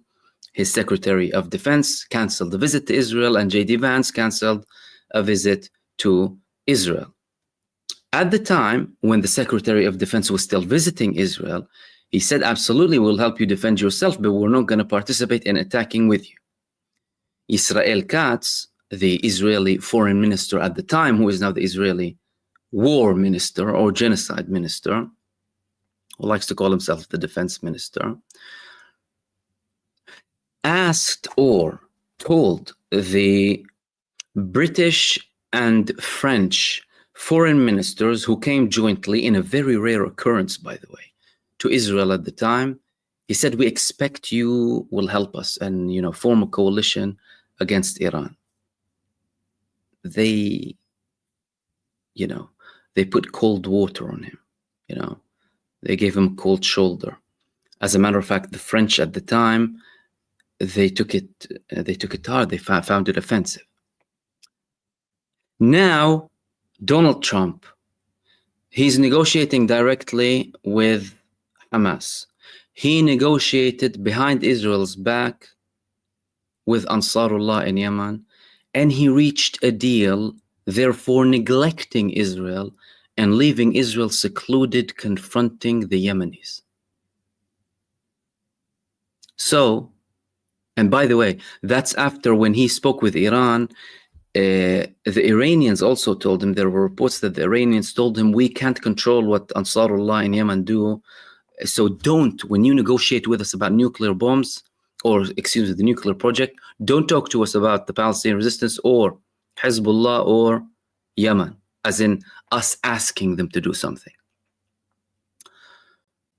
Therefore, he had to go and reach a deal with Ansarullah, and the Yemenis said that the United States was already speaking with them just weeks into forming the genocide coalition alongside Britain, after a bigger coalition was planned at the time, remember that, and it failed miserably. They were initially planning a 7-country coalition. Failed. Some countries said, yeah, we'll send an officer as an observer. It ended up with the US and Britain, that's it. Then, because Britain is a follower of the US, of course, it's irrelevant, the United States reached a deal that automatically included Britain, by the way, with Ansarullah, therefore leaving Israel to directly confront them. And that's a massive operation for Israel, by the way, traveling 2,000 kilometers to attack in Yemen, risking themselves, costing them so much money. And now he's telling the people to evacuate. Again, could be part of the psychological warfare that's happening in coordination, you know? So we can't really confirm if the United States will do anything up until we see a participation at the end of the day. And Iran, so far, they have been very calculated. They practiced restraint very clearly. And they haven't attacked any of the United States bases so far. And it wouldn't be, by the way, Iran who will be attacking US bases in the region as in only. There are many other groups that can attack the United States bases, both from the Iraqi areas to other parts as well. So that's in relation to Trump and the missiles and the shortage. And again, you know, the United States military, it's not at its best capacity. The United States has been going to wars in the past 2 decades, manipulating its people, spreading propaganda 24/7 in their media, in their movies, in Hollywood, in everything. Venomous racism against other people to try and justify wars. Lies, weapons of mass destruction. Don't forget Iraq. Afghanistan before that, 9/11 false flag, despite the fact that Bin Laden himself denied any involvement at the time. Again, big stuff. And then they left Afghanistan 2 decades later only for Taliban to return. Are the Americans supporting this? Are they seeing, you know? It's very questionable. The majority of the Americans don't want to war with Iran. Yeah, there are a few hawks in the administration. Yes, there would be some people potentially in the United States who would say, oh yeah, Israel, you know, hardcore Zionist, you know, the cult of Christian Zionism. Because it's a serious cult at the end of the day, Zionism. There's, you know, Christian Zionists, Jewish Zionists, and Muslim Zionists too. So you'll find some of them willing to, you know, play ball with that. But the majority of Americans are not for a war with Iran. Therefore, he's going to find it difficult to get the support. It's not like you can just automatically go and deploy and, you know, bring so many people to...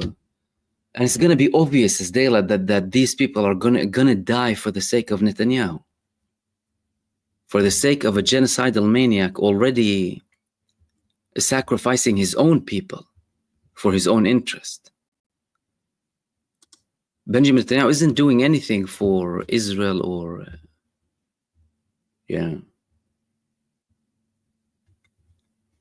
Plus, Donald Trump, what did he used to say to Ansarullah? What did he say to the Houthis before Ansarullah? We're going to destroy you, we're going to eliminate you, we're going to do this and we're going to do that. And look, let's take it from, as in, from the main part, you know, where it all started. Gaza. What did he threaten the Gazans with? Didn't he say hell and all hell will break loose and we will eliminate you and reach a ceasefire now and sign now or you will be destroyed? Have they been able to dictate what the Palestinian resistance does? That's an important question. Almost 2 years into a full-blown genocide and destruction with barbarism and savagery that hasn't been witnessed in human history. As in, this is the lowest of lows that human beings, if you can describe them as that, have sunk to. Yet the Palestinian resistance is still persevering. And still holding strong. With flip-flops in Gaza. What are you going to do with Iran? Iran is huge. Iran is huge. Tens of millions of people are willing to fight up until the last breath. You don't know who you're dealing with. They're trying to sell so many lies to the Western population. You don't know who you're dealing with. These people aren't afraid of death. The Iranians went to wars for years. You know, of course, it was like an unnecessary war. You can argue that it was imposed on them, lots of arguments. But they're willing to sacrifice. What does Donald Trump think? He can go in a war with Iran like that and nothing will happen? And again, are the Americans supporting him? Is there a genuine American support for Donald Trump to go to a war with Iran? Nothing whatsoever. And he will only escalate this further. Pakistan said if things escalate, we're in. China is already, because China doesn't talk a lot, they act. And they're acting.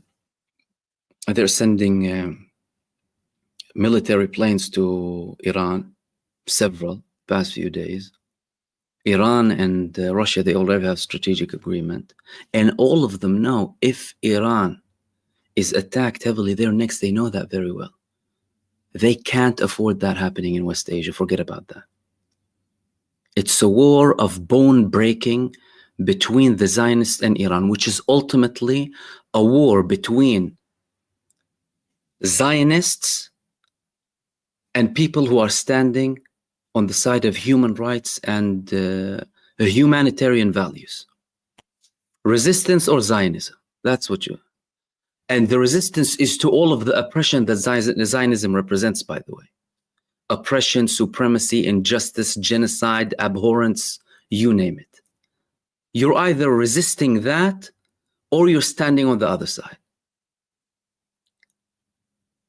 And the other side, by the way, the Zionist side, they are a tiny, small minority, by the way, a very, very tiny, extremist, radicalized, depraved minority that happens to have a lot of influence, power, and money in mainstream media to try and brainwash people and portray as if they have some sort of a, backing.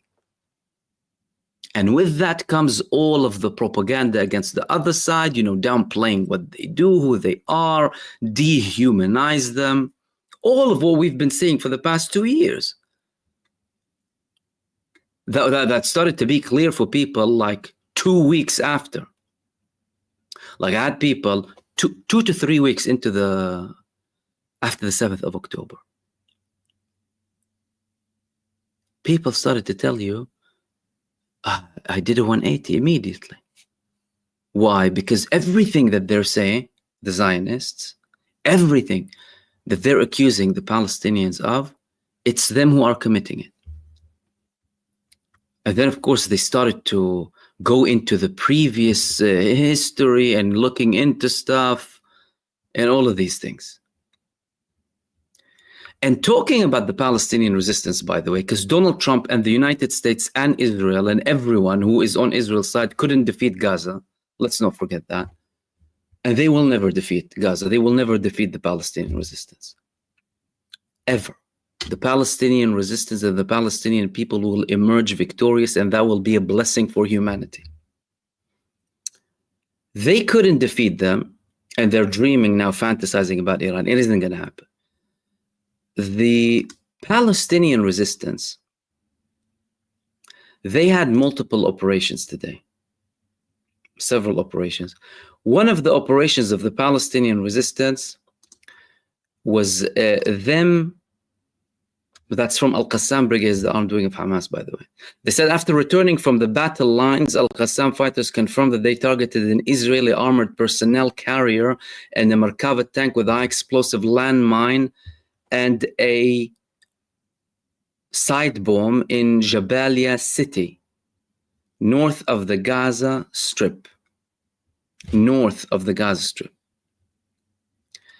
Then there were several other operations by other Palestinian resistance movements. That takes the total operations in the past 3 days of the Palestinian resistance to more than 12. With dozens of, like yesterday, I told you about the total of actions coming from the Palestinian resistance: 2 aircraft carriers, 2 APCs, personnel carriers, 2 Merkava tanks, ground forces, so ground troops, alongside other genocide soldiers too. And Israel today, there were multiple reports that they withdrew Division 98 from Gaza to be prepared for other fronts. Division 98 is Israel's top division. They don't declare exactly how many, but a division is the biggest thing, is the biggest unit of soldiers in an army. It consists of anything between 20 to 50,000. So they withdrew Division 98 from Gaza.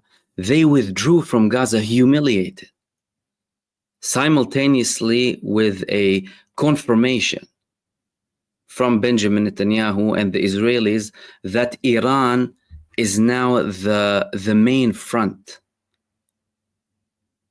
not Gaza. And that's something that happened for the first time since the beginning of the genocide in Gaza. Now, there was another important piece of information coming out, because Donald Trump is talking about, he's warning Iranians. Again, could be a psychological warfare move, could be lots of things, because the war on your mind is a big part of the war. If you can make your enemy believe that they have been defeated, then you defeated them. And unfortunately, many people fall into that trap. But clearly not enough to the level where you will convince, everyone that. There was a dangerous report coming today about It's actually this report here about Iran taking down a US-made drone. Let me share that report quickly with you. This one here.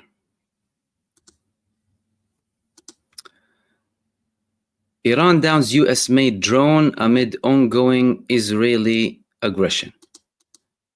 Now, they're saying it's an MQ-9.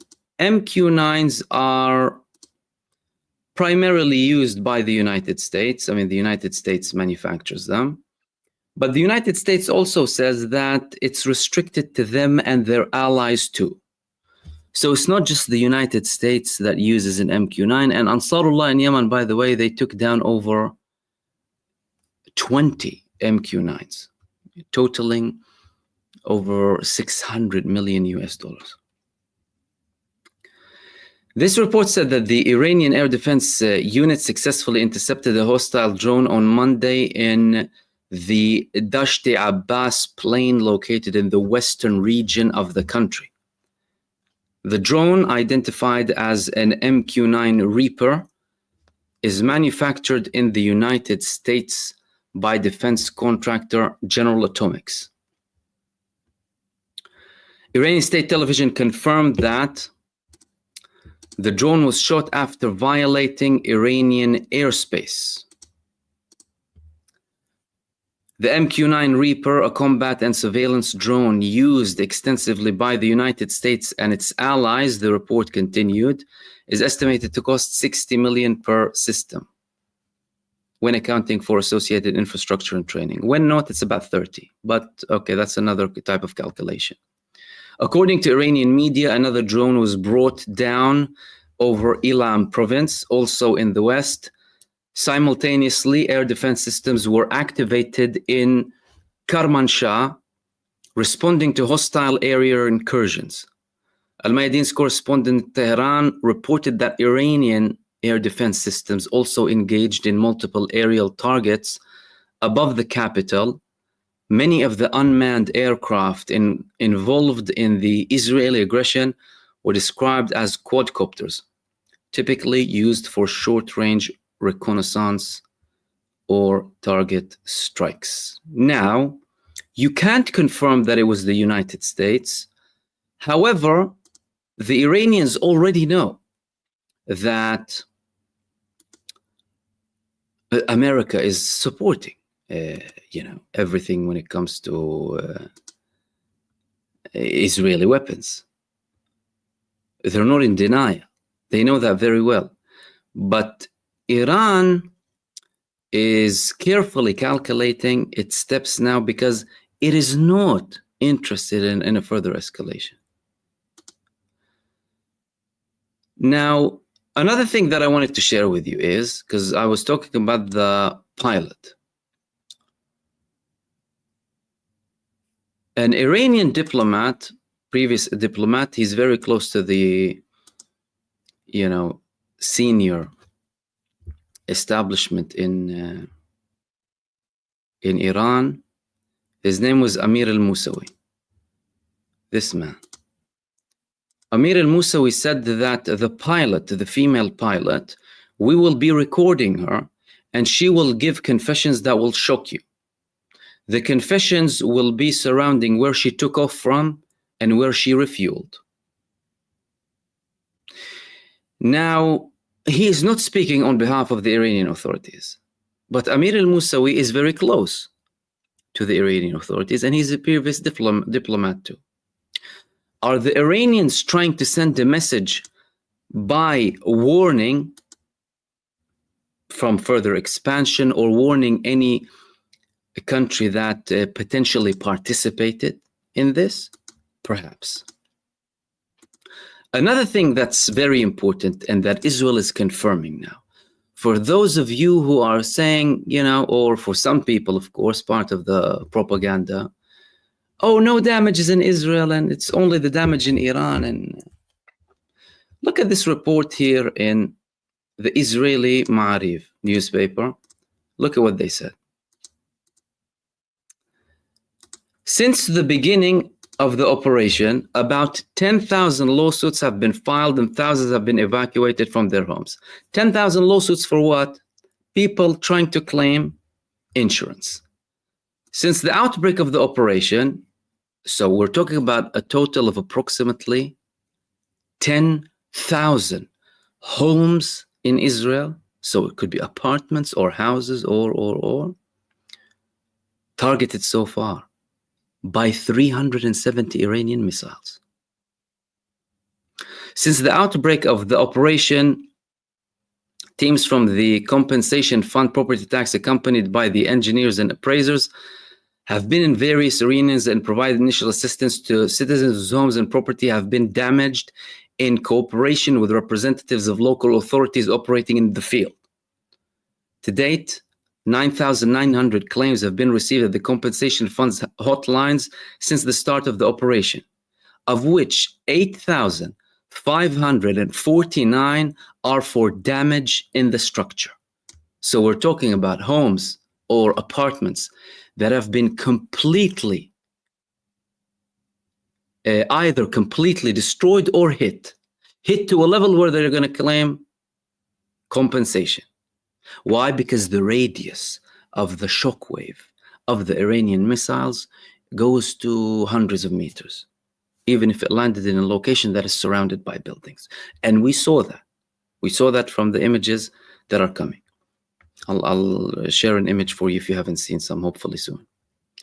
668 for damage to the vehicle and 683 for the damage of the contents and other property. 2,695 people have been evacuated from their homes.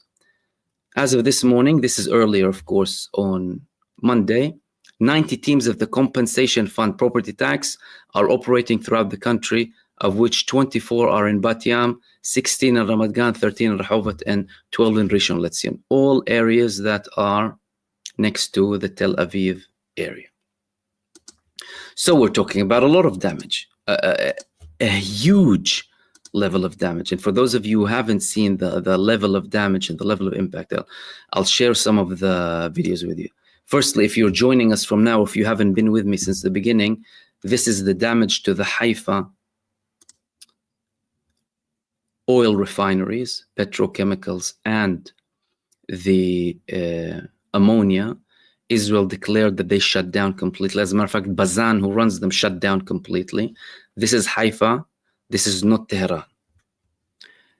Then there was the destruction, because more and more scenes come out in the morning and the day after, you know, you see all of these missiles landing and all of these explosions. So you know that, well, something is happening.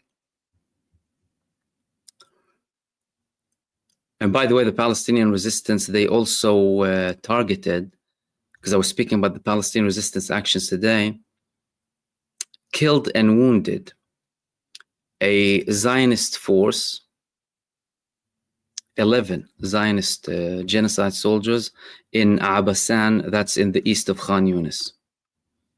That was from today. That was reported earlier on today. Now, the level of destruction is huge. This is what one missile causes. And that's the damage to the surrounding buildings. There are other images that I wanted to share with you of the damage in, which is more clearly, some of them are from aerial views. These are the two images that I also wanted to share with you and shared previously about the damage in the Haifa oil refinery. Look at the hole. There were some leaked images, and they completely shut down, and they also said that they spoke with the stock exchange in Tel Aviv as well. So when it comes to the destruction, one of the attacks was carried out at the home of Yair Lapid's son. And Yair Lapid, the head of the opposition, who was blatantly supporting Netanyahu, he came up with this video here. You know, חדר השינה של הנכדה שלי, בת שנה וחודש, זה הזכוכית שנפלה על המקום שבו נמצא הראש שלה. בדרך כלל, הם לא היו פה בלילה, תודה להם. אני אומר לכולם, תשמעו, תקשיבו להוראות של פיקוד. Basically saying that, oh, it landed here and this is his son's house and people need to, take protective measures. And by the way, that could have been deliberate, because Iran has details of the Israeli politicians, including in the opposition, who have been, some of them supporting this operation. And there's an argument that they targeted them in the buildings that they were in. Now, in one of these destructions, we can see none other than the genocidal war criminal roaming around trying to look at the damage. Let's have a look, and you can see some of the damage here too.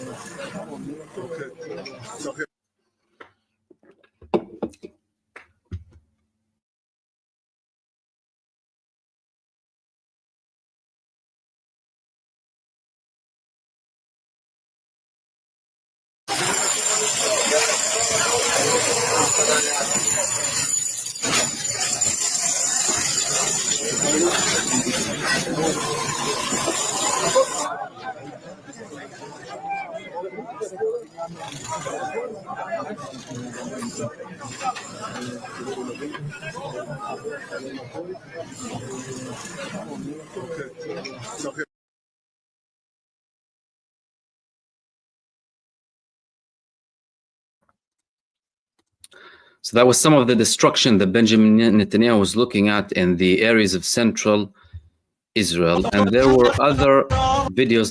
Have a look at this video here, showing the level of intense damage in another part of Israel, because again, some people don't realize that there is damage. So, that. And there are other images that I wanted to share with you of the level of damage. And Israel also, by the way, claimed that, some of the people were still stuck. And remember that I spoke with you about them being racist even when they won't allow people into shelters? This video was circulating on social media.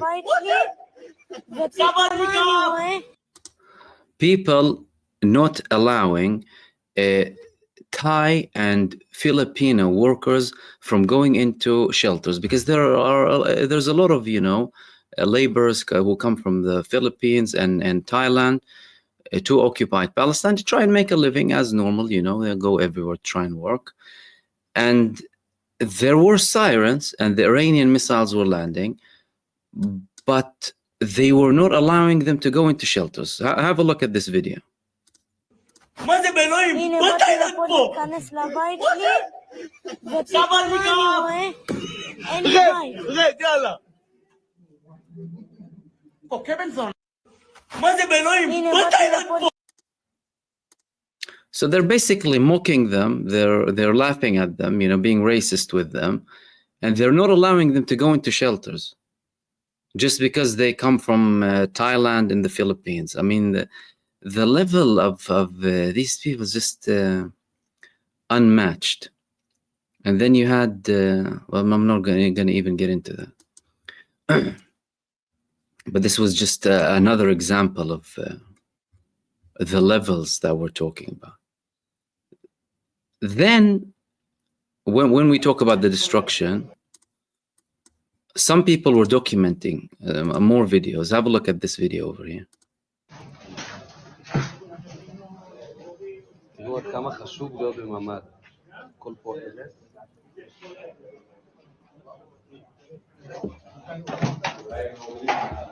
הממ"ד שלם. שלם. מטורף לגמרי.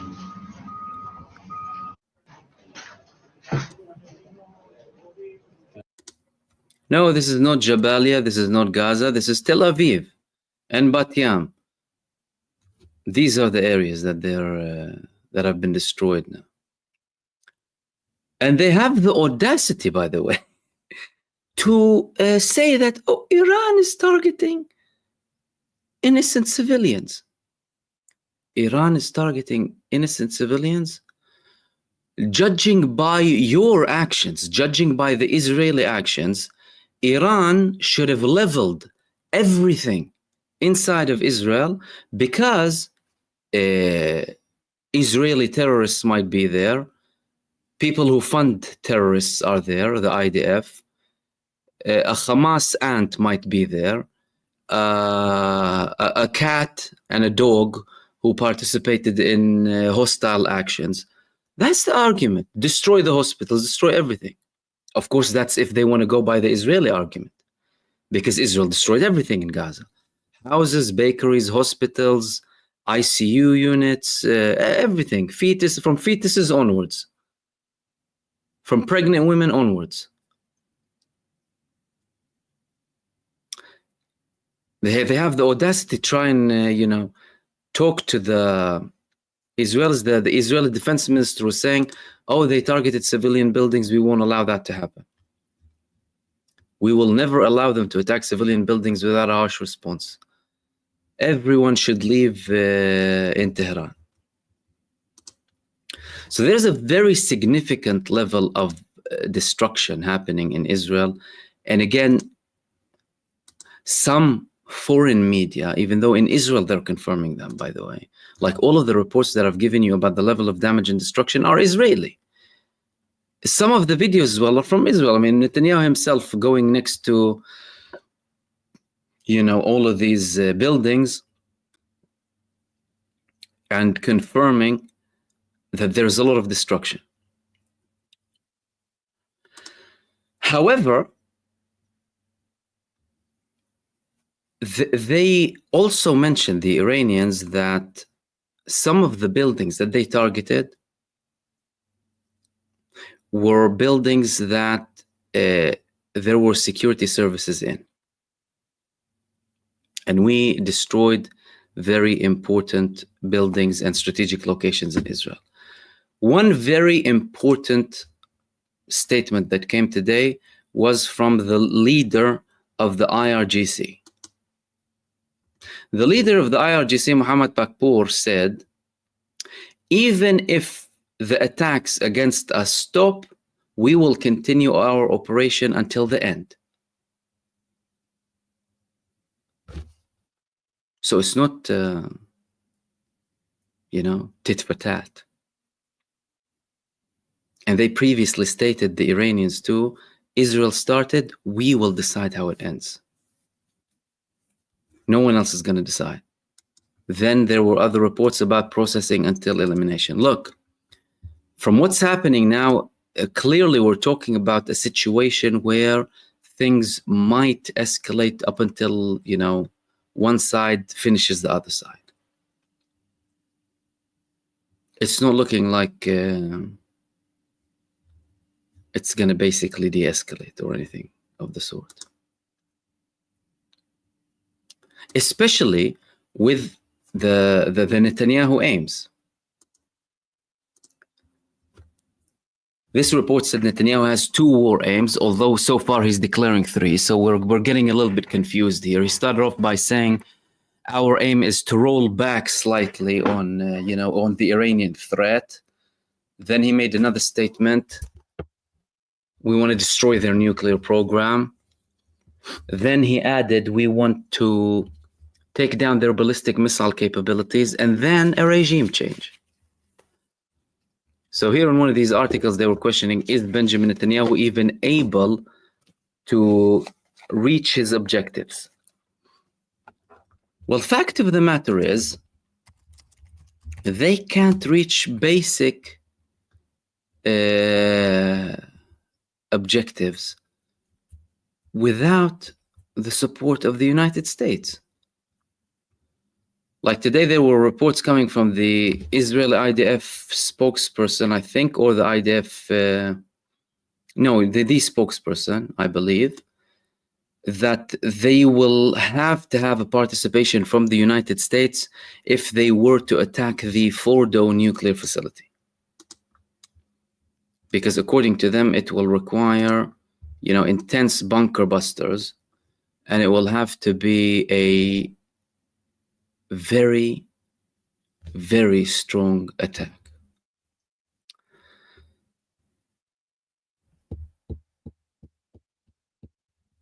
Now, Donald Trump declared that, or said that previously in a post on social media. Again, we don't know what to expect from these leaders nowadays. Nothing is clear. They go and have a rant on social media. He even had a rant with Elon Musk. He said that the Iranians need to evacuate in Tehran. Now there are moves coming from certain congressmen, in specific US Congressman Thomas Massie, to introduce War Powers Resolution Bill. Very interesting, very apt and important. A War Powers Resolution Bill to prohibit US military involvement in the Israel-Iran war. This is not our war, but if it were, Congress must decide such matters according to our Constitution. I'm introducing a bipartisan War Powers Resolution tomorrow to prohibit our involvement. I invite all members of Congress to participate. This is just a recent move coming from Congressman Thomas Massie, this guy over here. And that's after Donald Trump said in a post on Truth Social that I'm sending a warning to Iran, to the people of Tehran. You need to evacuate, after having a rant and saying that, they should have signed a deal, and now is the time. And, again, potentially part of a psychological warfare being conducted by Donald Trump. It's not surprising, trying to support Benjamin Netanyahu. Now, Iran doesn't take these things lightly. Iran knows that it's very ready. It's ready, and they haven't even started, to be fair. Iran has been using mostly old generation, missiles. They haven't really dug into the newer generation missiles. We have seen some of the newer ones, but they haven't used them most of the time. But they just published something very interesting online. One of the Iranian media, Iran in Arabic. They posted a picture portraying all of the United States bases in the region, because Donald Trump is saying, okay, you immediately evacuate. Iranian media is responding to him. This is what they published. These are all of the bases within our reach. All of the US bases within our reach. Turkey in Chirlik, 2,500. Syria, 800. Iraq, 6,000. Jordan, 3,000. Kuwait, 13,000. Bahrain, 7,000. Saudi Arabia, 3,000. Qatar, 13,000. UAE, 5,000. Oman, 606. If you want to enter the war, if you want to participate with Israel, you're going to have to face that you're going to be targeted in all of those areas. You can make statements, and at the end of the day, I know that it's a post. Oh, hold on a second. Hold on. There's something really important. Some people are saying that Donald Trump deleted it. Hold on. Let me see. No, it's still there. Why did some people say that he deleted it?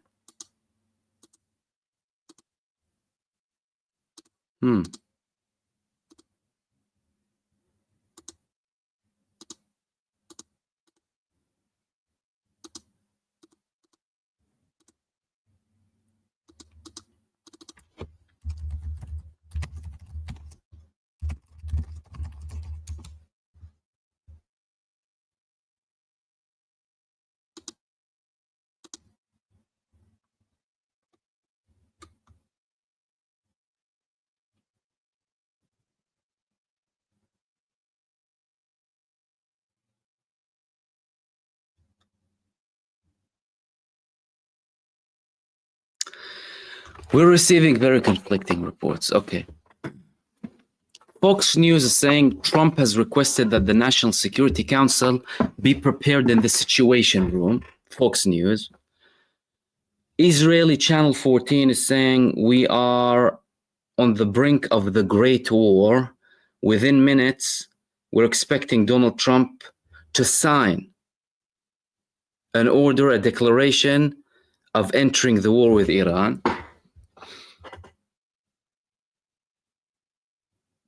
Macron, the French president, is saying the Americans offered a meeting with the Iranians, and we'll see what happens.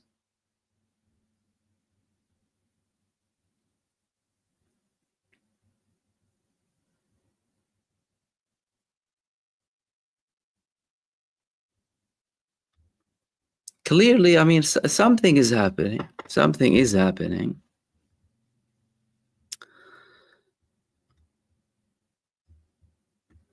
But I'm trying to see if he actually deleted that. Let me have another look.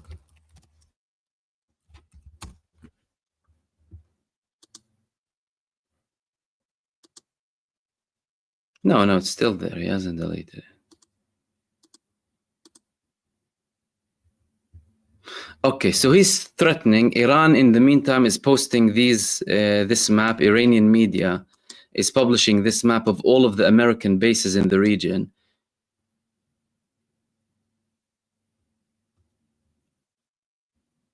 But there's another report that the United States Central Command, and by the way, this is perhaps why he made that statement, maybe to try and, deter the Iranians from attacking. The US Central Command says Iran is preparing for a massive, unprecedented attack on Israel. That's probably why Donald Trump made that statement, trying to scare them off or telling them that, we will participate. Let's have another look at the statement coming from the United States Central Command, if there's something to it.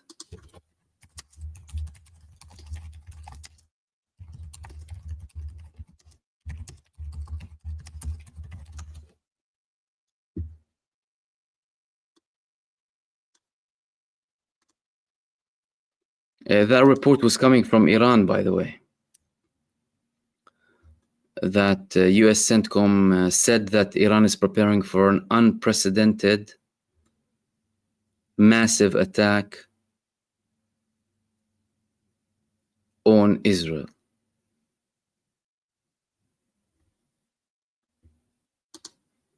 And look how childish he is.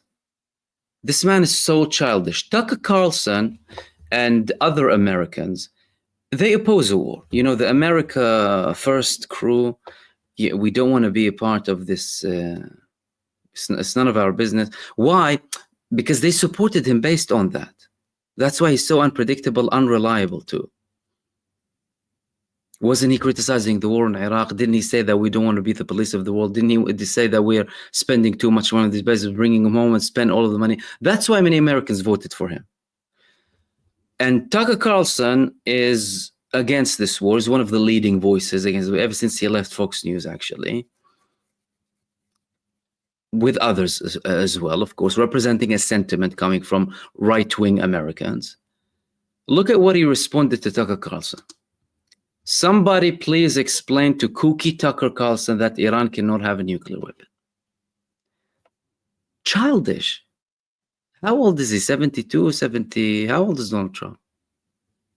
Childish behavior. Plus, Iran cannot have a nuclear weapon. And you can have a nuclear weapon. And Israel can have a secret nuclear weapon. And all of your allies can have nuclear. Either we get rid of it once and for all, or don't talk about it.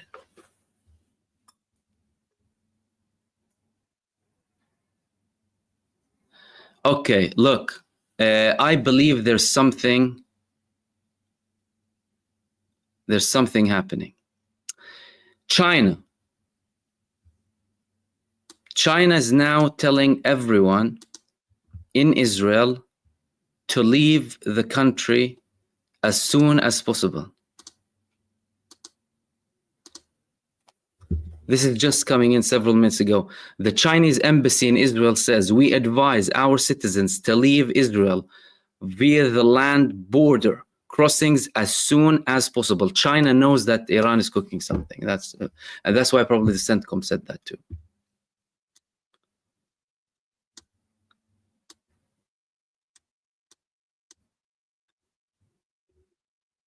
This is being reported by Al Jazeera, by the way. So, yeah, I mean, if the Iranians said that this attack will take up until dawn, so maybe they're preparing the attack up until the dawn.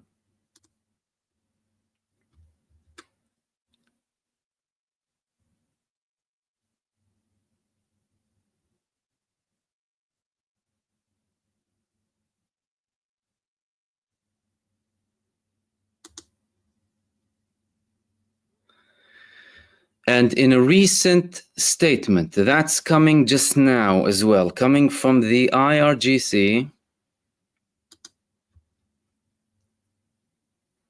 they published this statement here in Hebrew.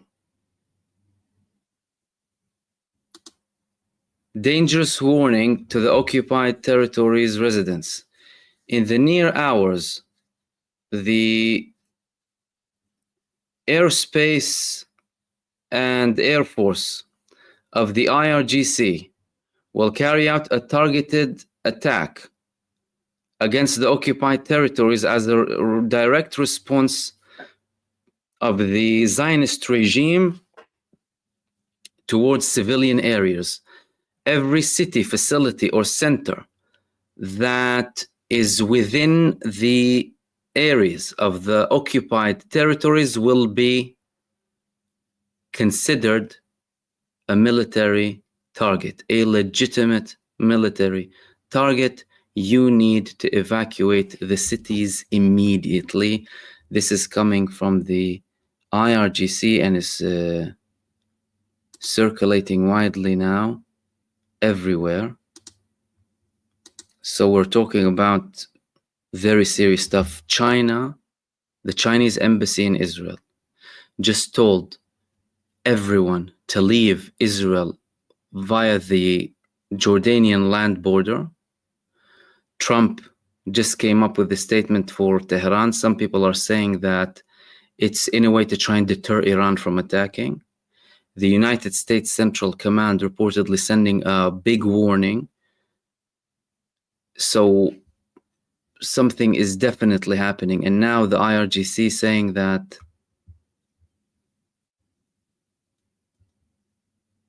they're warning everyone. China, again, the Chinese embassy, we urge our citizens to leave Israel via land towards Jordan as soon as possible because they can't go through Ben Gurion. So we're talking about very, very dangerous moments now.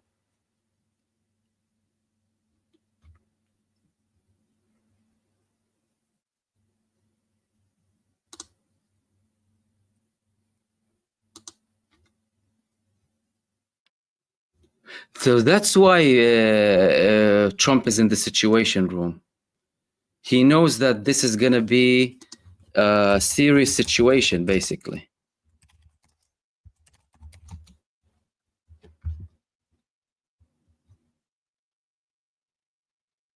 And he's probably getting updates, and that's why he had to make that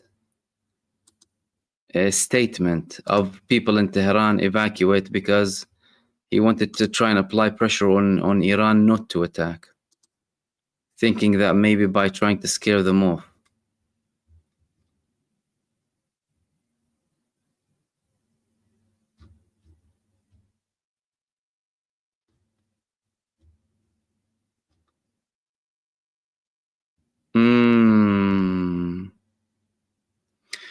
Germany evacuates its citizens from Israel through Jordan. Russia evacuates its citizens from Israel through Egypt. This is being reported by Chinese media. The foreign ministers of 21 Arab countries and Islamic countries in a joint statement condemned the attacks of the Israeli regime on Iran. Are they going to do something with Iran? Are we going to see something escalating further? This is getting really, really serious now.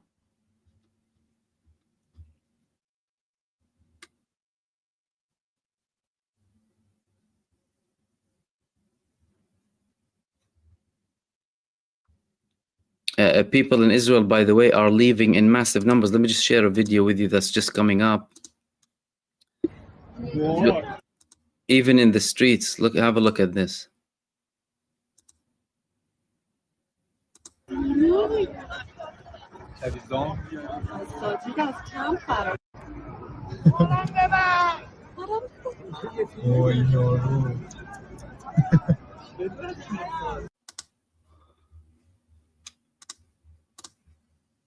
So one account just published this because in Israel they're preventing them from leaving the country, so there's more likelihood of them going to places internally. Now,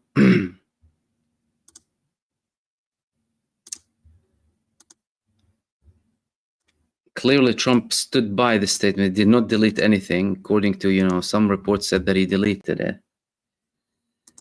Iranian media is now saying important notice after this.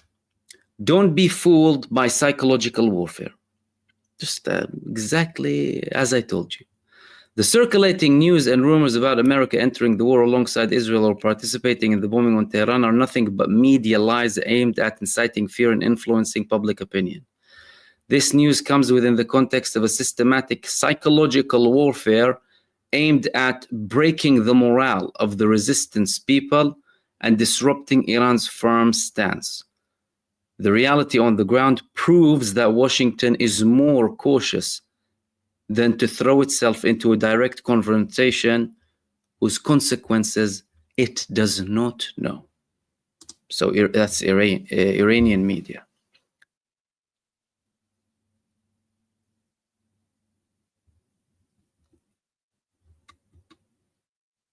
So, for those of you joining now, a bit of clarification about this. There was a meeting in the United States Central Command. There were reports that the United States Central Command was warning from a massive, unprecedented Iranian attack within the next few hours. China, the Chinese embassy in Israel, told all of its nationals to leave Israel immediately via land through Jordan. Other reports of the Russians saying that everyone who's Russian needs to leave through Egypt. Reports that Germany was evacuating people. So clearly, there's something happening. Therefore, Trump had to make the statement to try and show that, a delay maybe.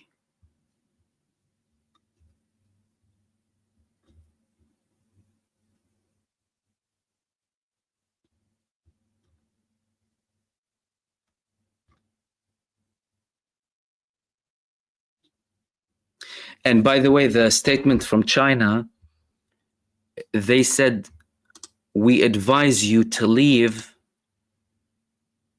We advise our citizens to leave Israel via land border crossings as soon as possible.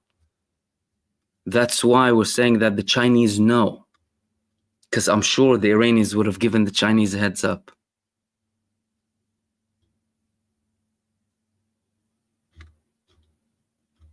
And therefore, that's leading Donald Trump to kind of have an attempt here at the psychological warfare, try and say as if, evacuate.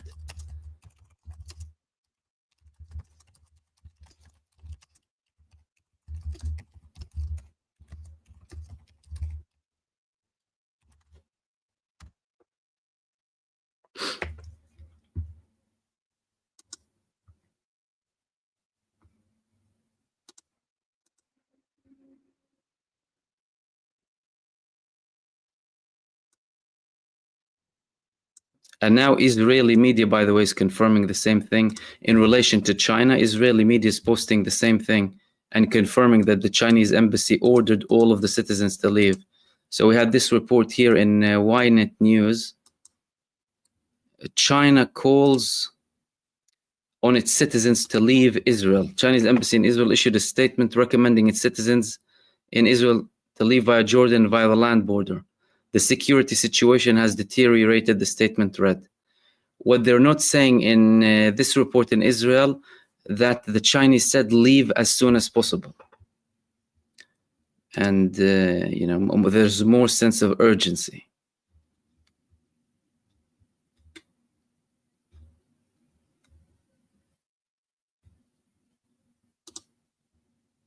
That's again coming simultaneously with the warning that came from the IRGC to all of the people in the occupied territories that in the next hours, the Space Air Force and the Air Force of the IRGC will carry out a targeted strike against the occupied territories as a response to the aggression of the Zionist regime towards civilian areas.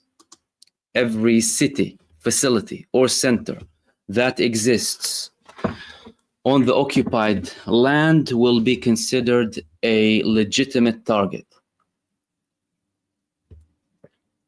You must evacuate the cities immediately.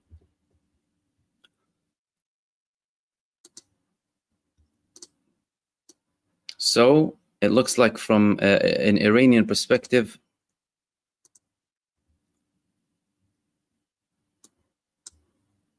it's probably going to happen. And by the way, it's not just the warning, it's the moves that came after the warning. The Chinese saying leave as soon as possible, the Germans telling people leave as soon as possible, the Russians as well.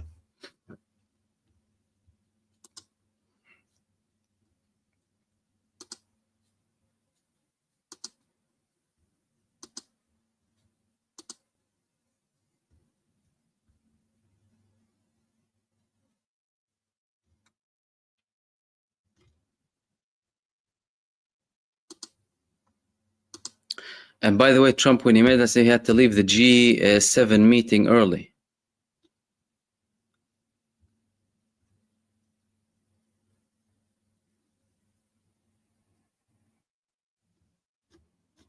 And during that meeting, by the way, in the G7, he was telling them,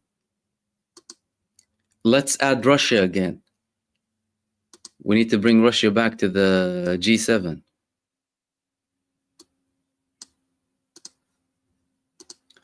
And if you're joining me now, thank you so much for tuning in for another live stream where we're covering everything, literally everything with the war between Iran and Israel. And thank you everyone for participating in the chat too. I'm going to keep updating you with things as they are. I just wanted to have a quick shout out and thank you to everyone who sent supers as well. Michelle, Hira F, Scorpion, Aini, 007, Kyle, Siraj, Mamadou, Marvin, Abadan, Danielle, Jesse, Angela, Shifty, Tates, Muhammad, and Ahmed Mohammed. Thank you very much for all of your support, and thank you for everyone joining us just now and everyone who's been with us from the beginning. I'm covering every single thing from the war between Israel and Iran, unfiltered, all information from all sources as and when the information comes. So far, the most recent updates are the Chinese, the Germans, and the Russians calling to leave. The Chinese saying there's an imminent attack coming after this warning came from the IRGC, and they need to leave as soon as possible through land borders because Israel is not allowing anyone to leave the country.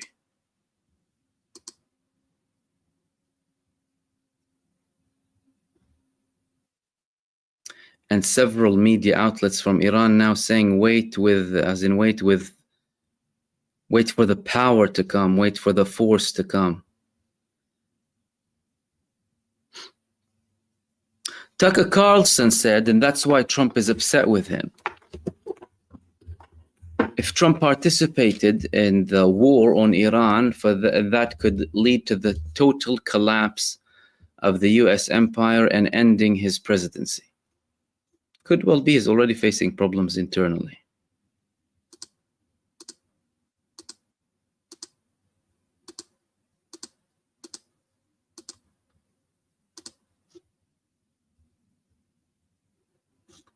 And again, United States Central Command, Iran is preparing to carry out a massive and unprecedented attack on Israel.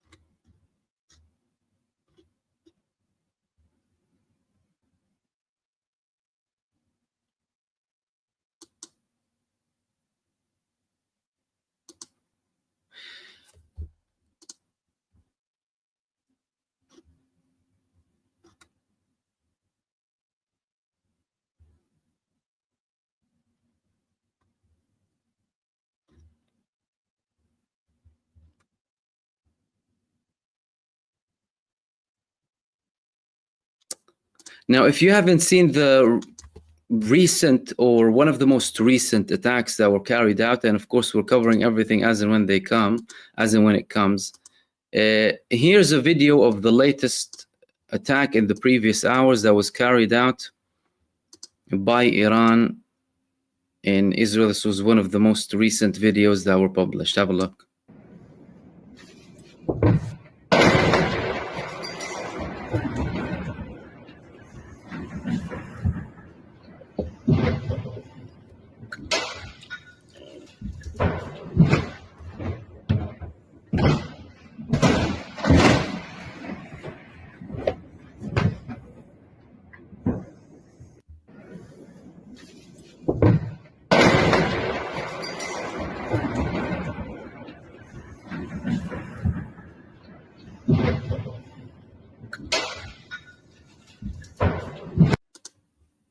So again, this was one of the recent attacks that Iran carried out on Israel.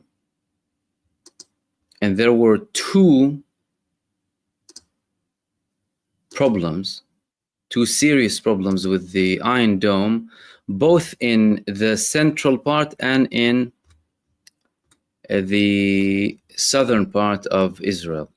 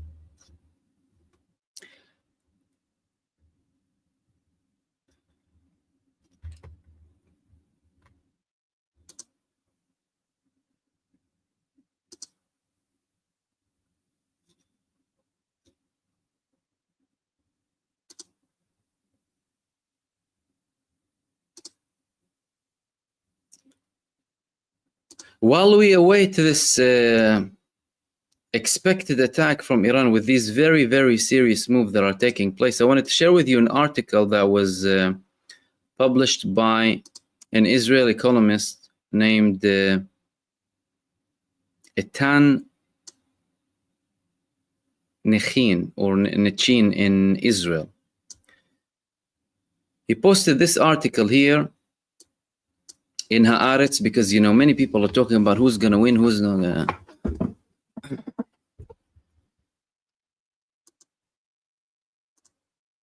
From Tehran to Tel Aviv, bombs fall, but what Netanyahu calls victory feels like collapse. Even if Israel wins this round against Iran's nuclear program, what exactly have we won if we remain in the grip of a corrupt, apocalyptic regime? That is, well, I mean, the title says it all, to be fair. But it's coming with more criticism, coming from more and more Israelis about the motives of this war, Benjamin Netanyahu's corruption, and the fact that he wants to protect himself as much as possible. Another journalist, by the way, Rogel Alper, considered that Prime Minister Netanyahu's decision to declare war on Iran is a disastrous strategic mistake driven by political and personal considerations and supported by a blind and naive public and media. So we have more criticism of the population, you know, as a whole.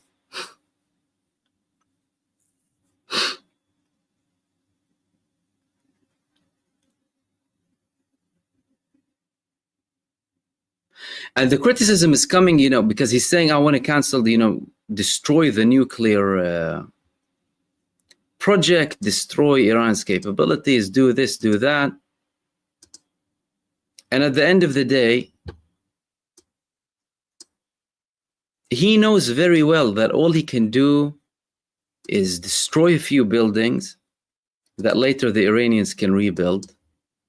And it's not going to be a problem for him. At the end of the day, from an Iranian perspective, it's not going to be a problem whatsoever to rebuild, to do anything.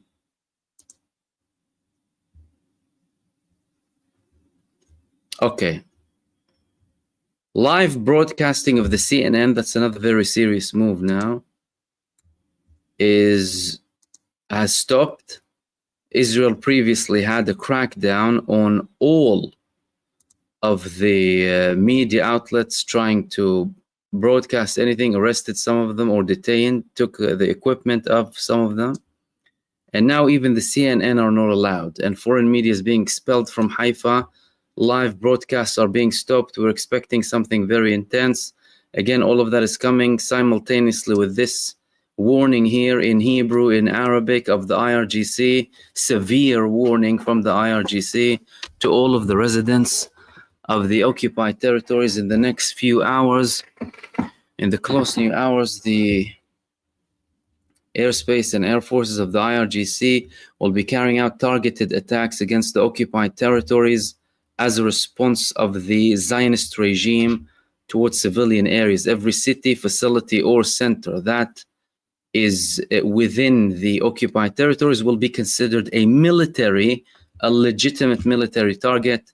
You need to evacuate immediately. That led, again, Chinese embassy declaring that they need to evacuate. Chinese embassy in Israel saying everyone needs to leave the country as soon as possible through the land borders, then Russia, then Germany. China said leave through Jordan and land borders, which means either Jordan or Egypt. Russia said leave through the Egyptian border. Germany reports that they're carrying out evacuations from Israel. Then, of course, Donald Trump had the statement warning to Iran, you need to leave.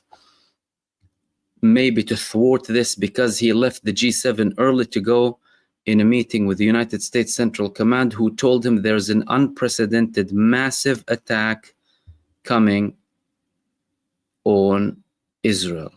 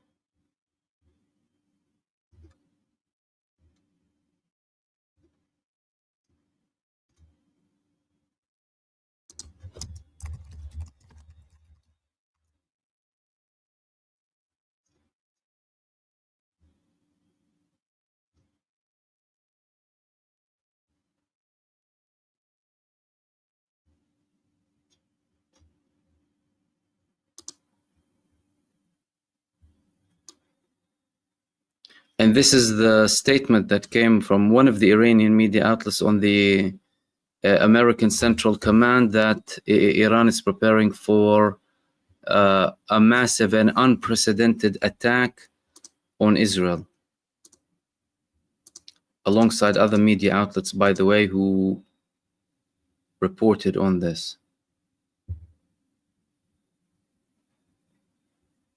Now, the destruction of the failure of the Israeli air defense systems could very well be linked to the attack that was carried out by Iran, because Iran said that they are targeting Israel's air defense systems too.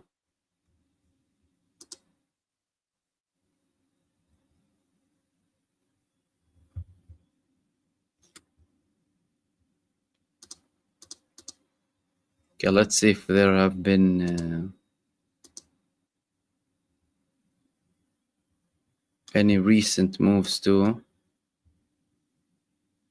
Batfink, Donna, Daniel, and Gullyberg, DF Tudot, and everyone else who sent supers that I mentioned before. Thank you so much for your participation, and everyone joining us again for another live stream and live coverage of all of the updates throughout the day and live throughout the night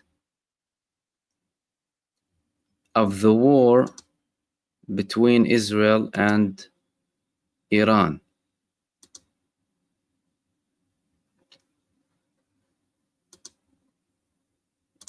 Again, this is the recent warning that came from Iran that led to all of this escalation recently in the last few minutes, with all of the moves, urgent moves from the United States, China, Russia, and Germany.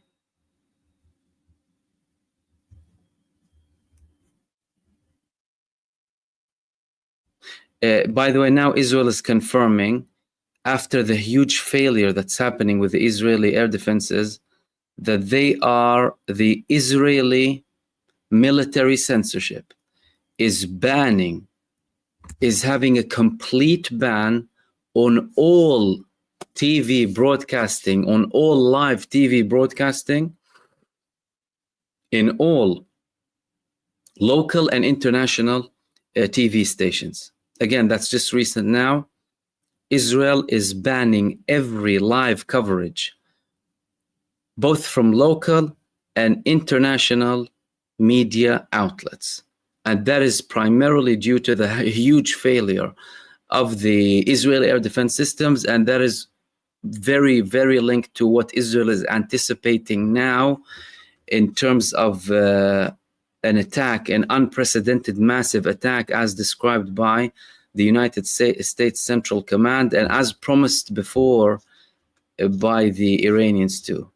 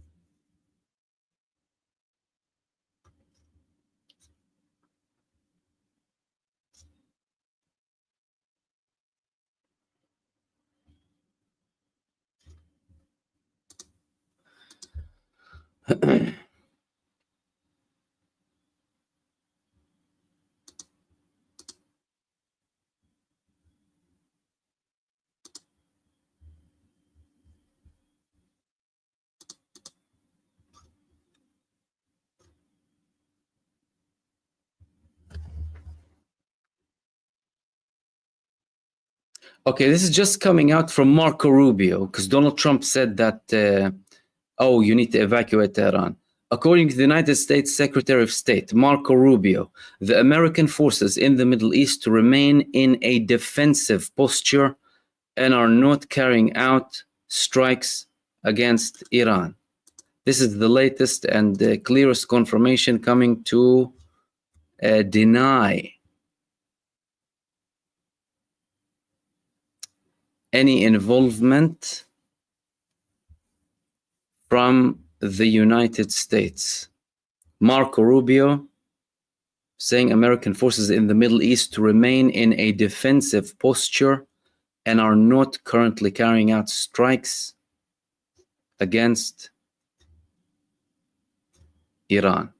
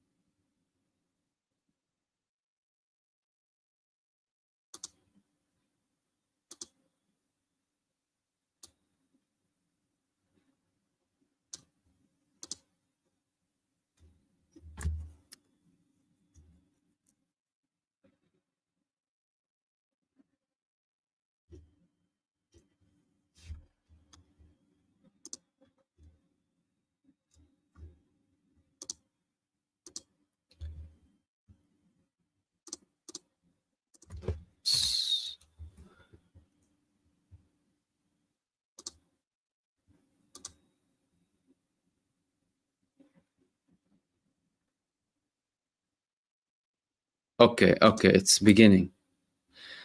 In the next few minutes, sirens will be heard in central Israel. This is coming just now from Israel. And they're expecting an attack. They're clearly expecting an attack. Let me share this with you. These are like flash updates coming out just now, the second, that Israel is preparing now for sirens to be heard. So clearly they're expecting something, and clearly something is happening.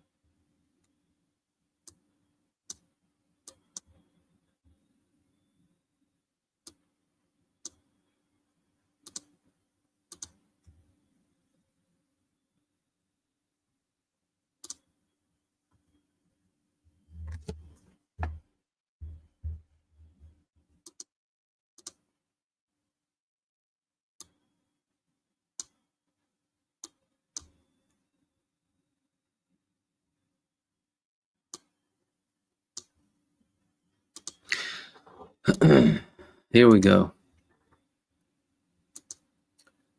The Home Front Command announces that alarms will be activated in the center of the country in the coming minutes. So they are expecting the missiles to start landing at Israel. Clearly, they've monitored something.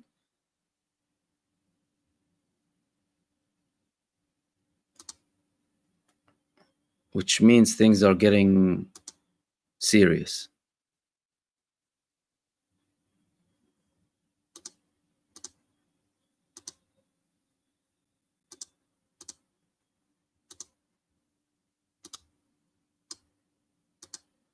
This was the statement, again, the warning from the IRGC.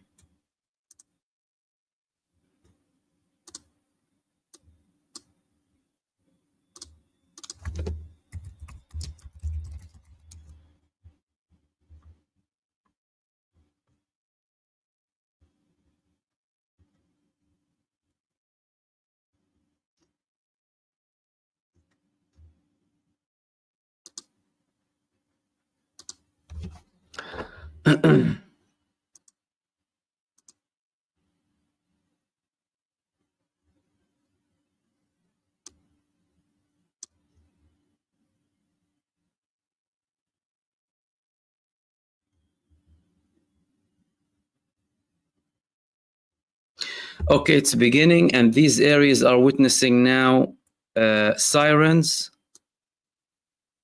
All of these areas now, you can hear sirens in Israel, which is, this is Ashdod, a key area, the second most important port in Israel, Holon, Rishon LeZion. This is the Ben Gurion airport. So we're talking about the central metropolitan areas of Israel. Very strategic locations there are there, both for the military and for Israel's economy as well. Sirens are being heard in all of these areas, but Israel also said that they're going to be hearing sirens in other parts of central Israel, but so far it's only these. Let's check if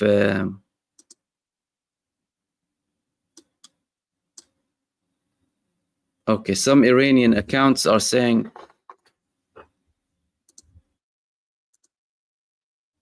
Bismillah Qasim al-Jabbarin, which means in the name of God, the destroyer of tyrants. That means the attack has started. When Iranian accounts start to tell you in the name of God, the destroyer of tyrants, that means there's an attack. Okay. Let's have a look.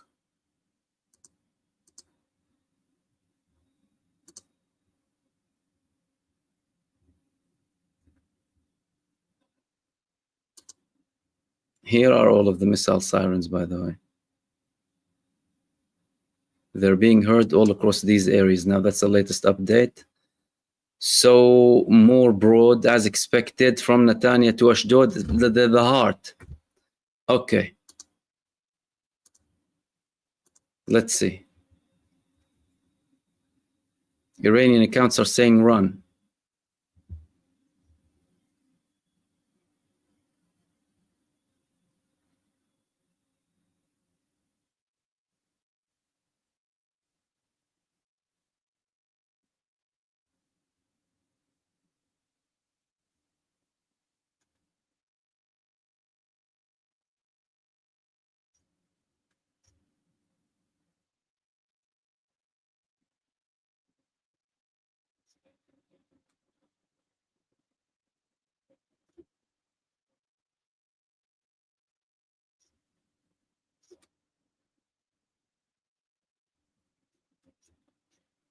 By the way, please note some fake propaganda is being published about Iranians fleeing from Tehran and what have you. Some people move from Tehran to other parts too, but these videos of like this mass exodus and this traffic, many of these videos are fake, totally fake. They try and play with the Iranians, by the way.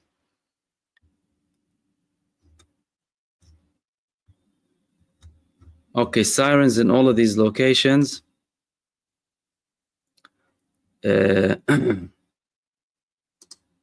Israel is banning any sort of live coverage, but let's see if some people are... Well, some accounts clearly hacked it, so...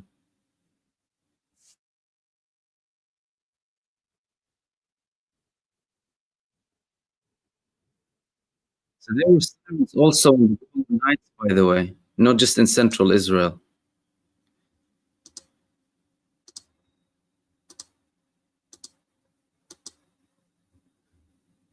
And 5 drones are coming from the Golan Heights through Syria.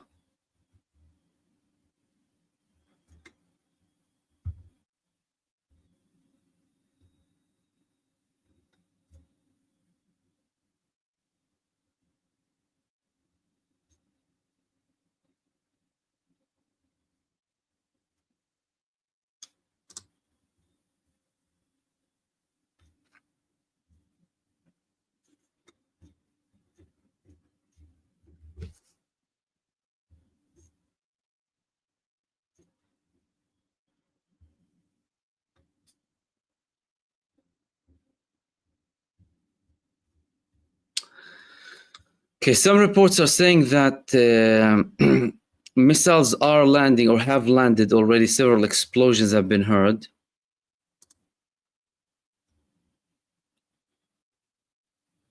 But again, the live coverage is very, very limited to which parts people can record. Because there was a confirmation from Israel before that Israel banned every local and international media outlet from live broadcasts altogether. So I'm not sure how accurate some mainstream media would be if this happens.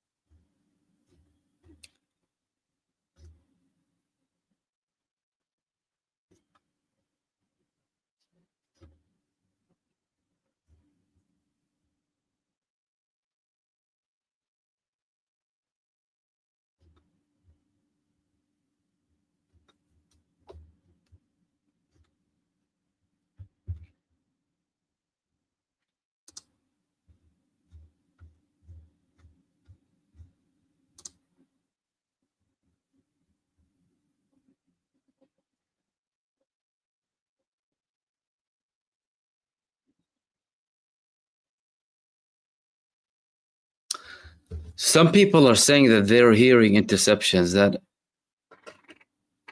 Israel activated the sirens, but Israel previously activated the sirens by saying they monitored missile launching, and that didn't happen. And we saw the air defense system failing miserably, with at least 3 Iron Dome missiles landing inside of Israel. Two of them were on the Nevatim base, and one of them landed in Tel Aviv.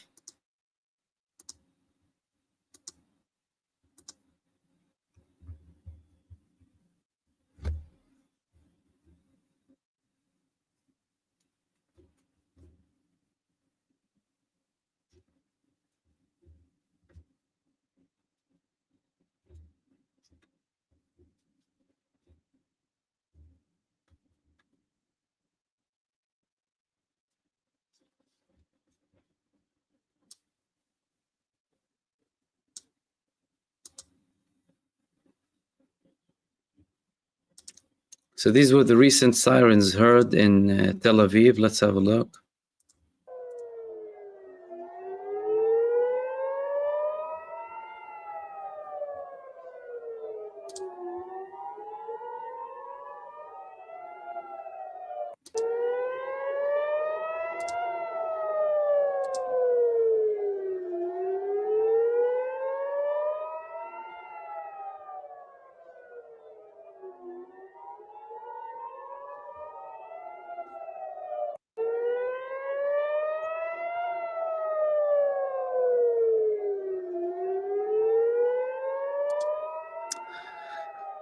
Okay, a recent statement by the American Secretary of Defense is saying that the United States is still looking to get a nuclear deal with Iran, and that they're still looking for peace. Contrary to, all of the people who are talking about the expansion of the war and what have you.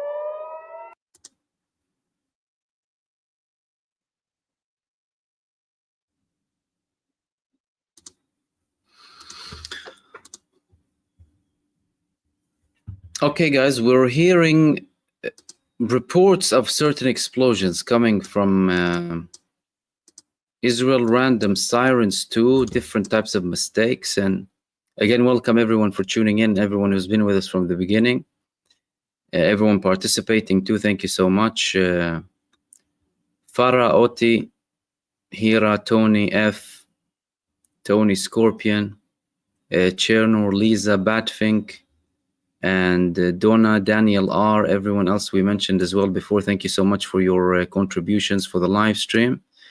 Much appreciated.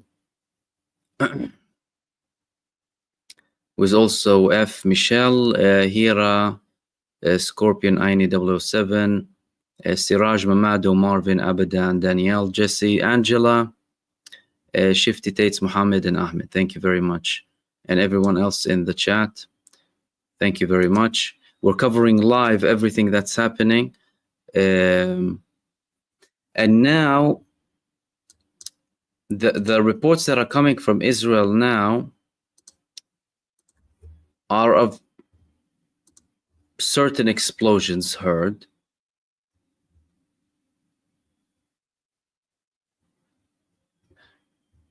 Sirens. There's a big gap. There's a very big gap. And what Israel is saying now, there's a very big gap between the missiles landing and the sirens. Some of them saying we're just hearing explosions happening.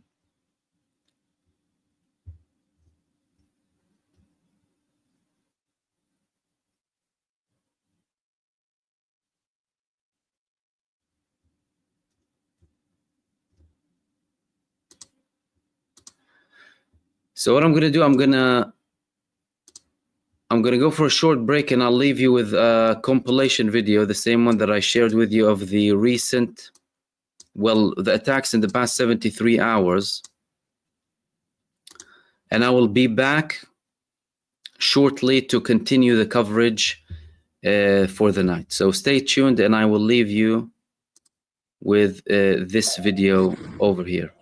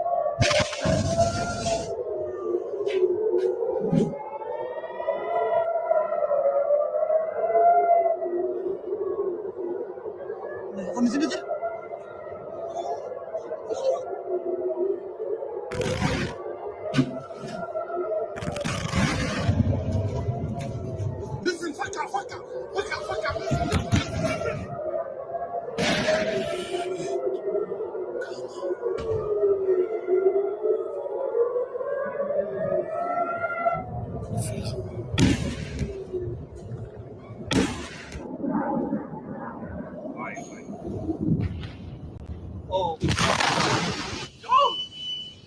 God bless or not.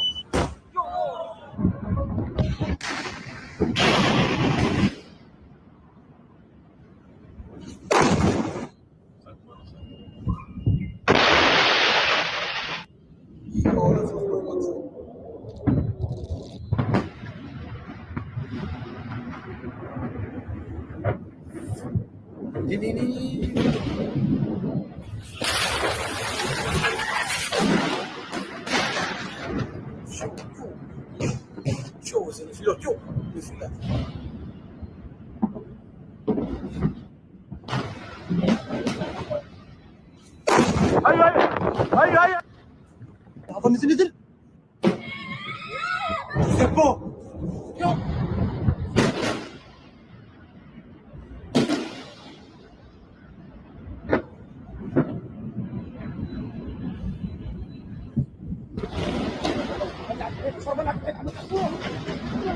طلع هون طلع هون نزل نزل نزل طلع هذاك الصبور نزل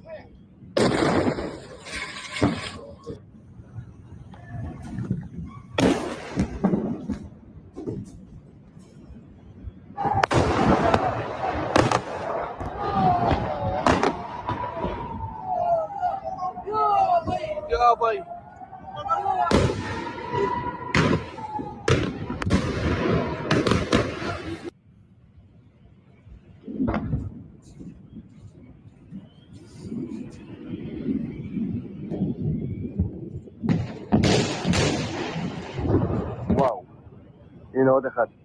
יואו! وجه الثلاثي. لا لا لا لا لا لا لا.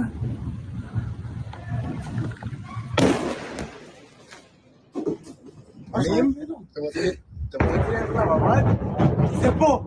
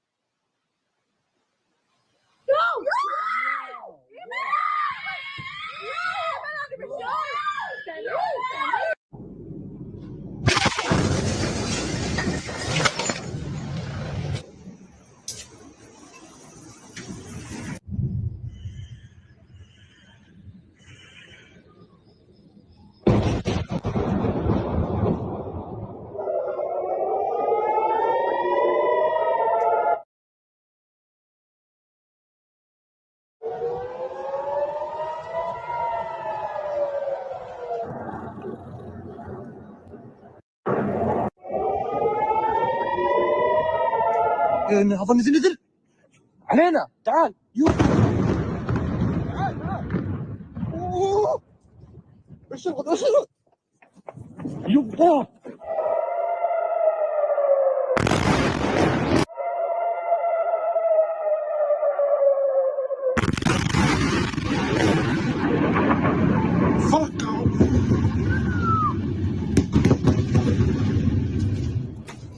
نزل فكع نزل اصفر علينا دول.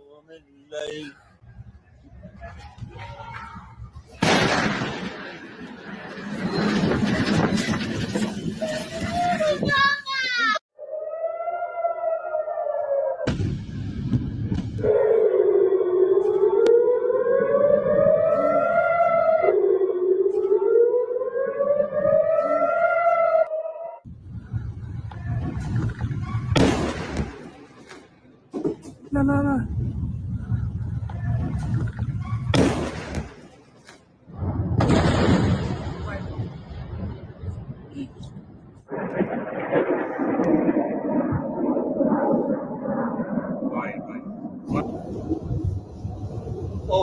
Oh my god.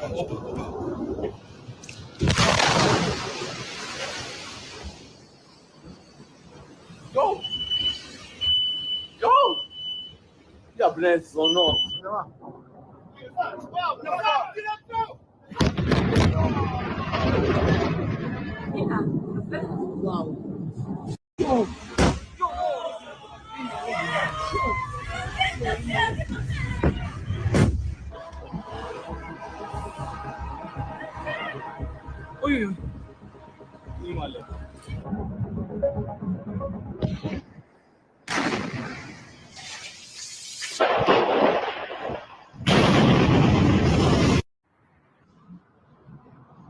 هي بعرض اختي في واحد نزل فوق. بعرض اختي فوق غلط. يا بو.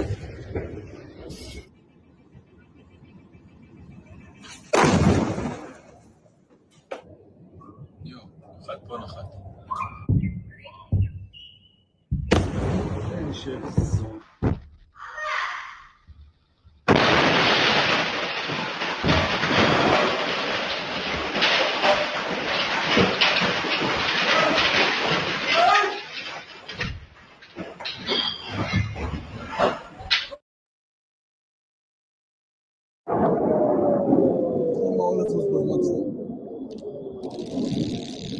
Wow.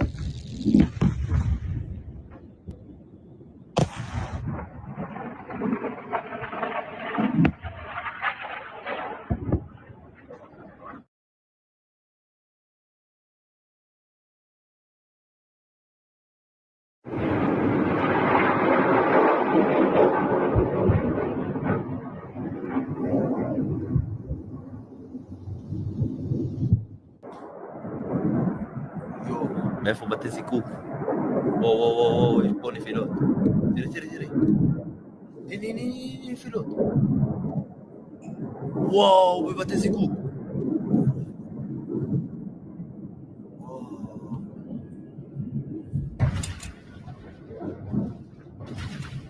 וואו. בבתי זיקוק, אחי. כן.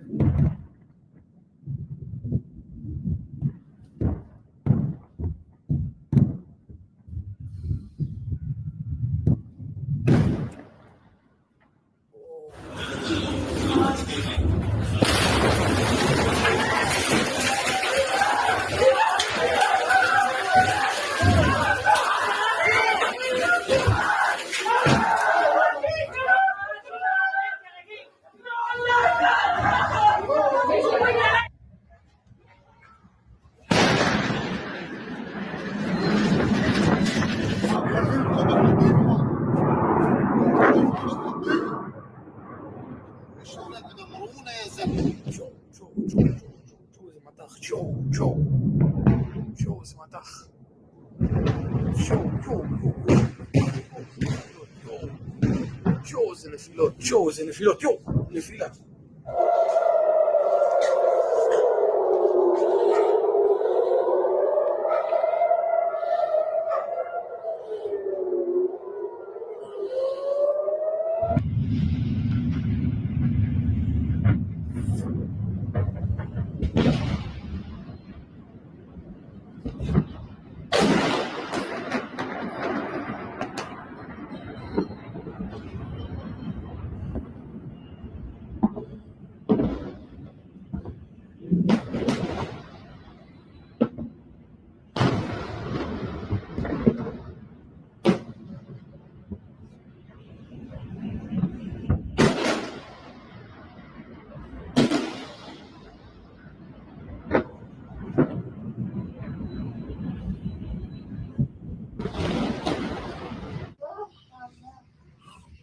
Oh, Schmerz.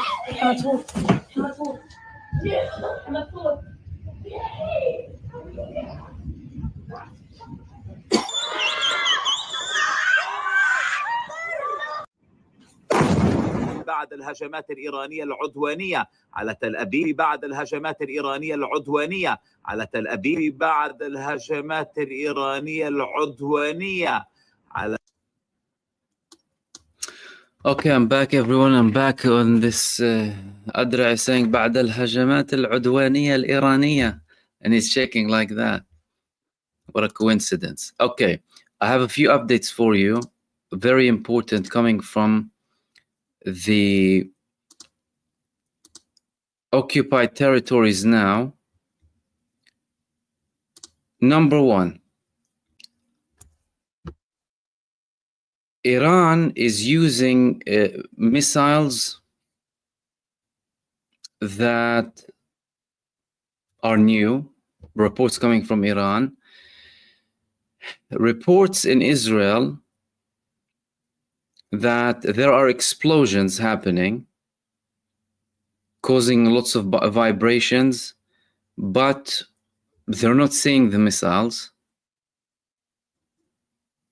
Some Israeli media is saying we haven't seen any missile, but they targeted locations. Iranian media is saying that we targeted a very highly secure military location without elaboration. Iranian media is saying the missile hit a fortified military target successfully. Reports in Israel that they heard it, but nothing happened. Still not what has been circulating about a massive and unprecedented response so far. And it doesn't really, it doesn't really go along with all of the statements and the moves that happened from China. China was warning everyone you need to leave immediately, as soon as possible, through the land. Russia and Germany too. The United States Central Command sitting and saying that there's a massive unprecedented attack coming on Israel. But the talk now, there are a lot of moves coming from the United States to try and prevent the United States from participating because people are speculating more. Firstly, CBS is saying that the United States will not join any offensive military operation carried out by the Israelis.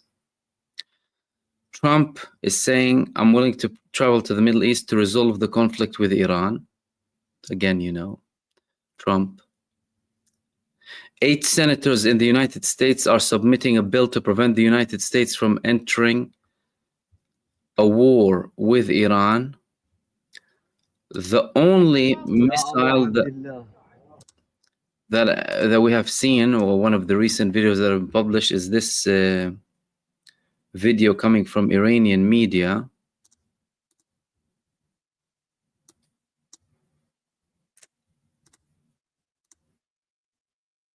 مرتد هذا باليستي وعلي يا علي يا علي يا علي يا علي يا علي يا علي يا علي يا علي مدد يا علي يا علي يا علي يا علي مدد يا علي. Again, this is just one of the Iranian media published that, but again, I can't verify that exactly now.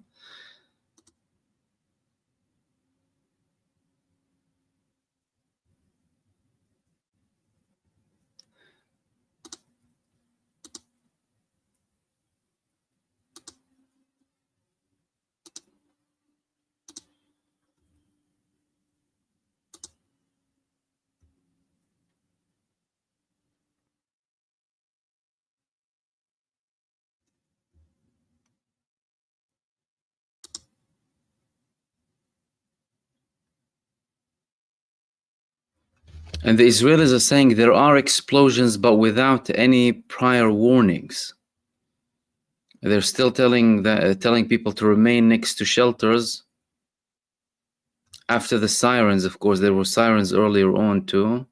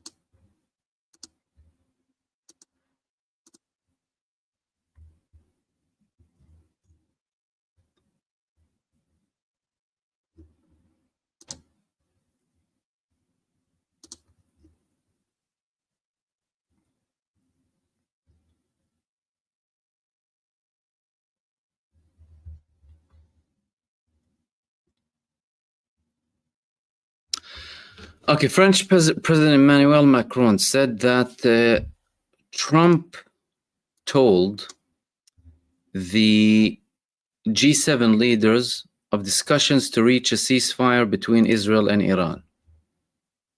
That's according to Emmanuel Macron.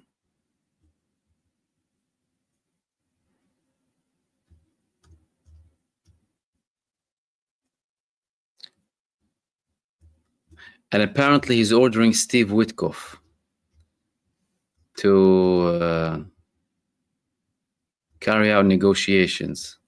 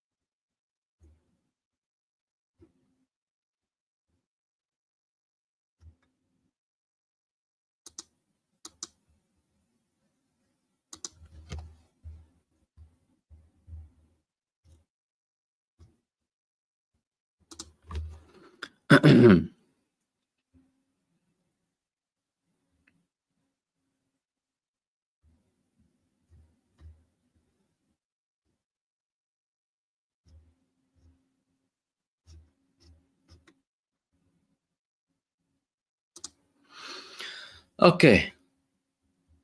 I mean, the latest confirmation is that there were loud blasts, conflicting reports that some of the missiles or just very few missiles landed before the sirens were heard. Reports from Iran that a fortified location, the target, was hit. Not this huge attack that, well, all of the reports were speaking about. Nothing to the level of the threats coming from China or the warnings, orders from China for everyone to evacuate to. Is this some kind of psychological warfare from Iran against Israel, or is this part of the plan? It's not clear, and there's a lot of censorship, by the way, from Israel too. Don't forget, earlier on, they were taking the equipment of some journalists. They were banning any live streaming from Haifa and from central parts too. And they were threatening journalists as well, especially after the attacks that happened yesterday in the oil refineries of Haifa that caused a lot of damage.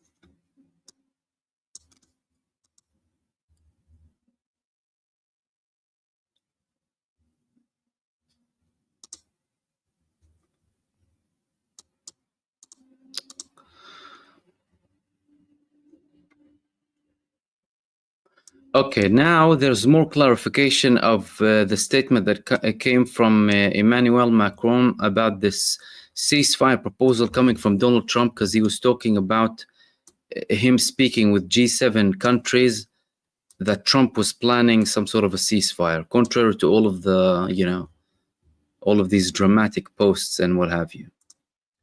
The Times of Israel had a report about this alongside other media outlets too. They said Macron says US has put forward the proposal, a ceasefire offer between Israel and Iran.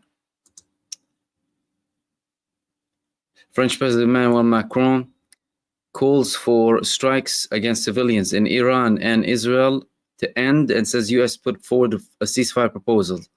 If the United States can achieve a ceasefire, that's a very good thing, he told reporters in the G7 summit in Canada, just as the White House announced that US President Donald Trump would leave the event early due to the escalating crisis in the Middle East. Macron calls on both Israel and Iran to end strikes against civilians and warned that aiming to overthrow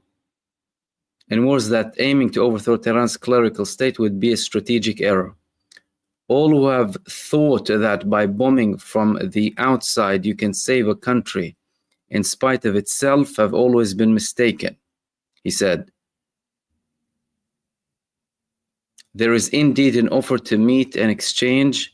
An offer was made especially to get a ceasefire to then kickstart broader discussions. We have to see now whether the sides will follow. So clearly certain things are happening, behind closed doors, attempts to try and de-escalate perhaps. How successful will they be? That's the big question. Especially with, at the end of the day, a war criminal, psychopathic, supremacist lunatic called Benjamin Netanyahu, leading an apartheid, supremacist, racist entity of terror that has been conducting all of these crimes against humanity and now escalating from one country to another. With him also declaring now that he has 3 objectives of the war: ending Iran's nuclear program, ending their strategic missiles, and taking down the regime. Good luck trying to reach a ceasefire with him. How many ceasefires failed with Gaza in the past 2 years? How many times did the Palestinians say they accepted a ceasefire that the Americans proposed and said that the Israelis previously accepted, and then he withdrew? And then he breached the ceasefire. He breached all of the ceasefire. Until when? Is it going to work with him?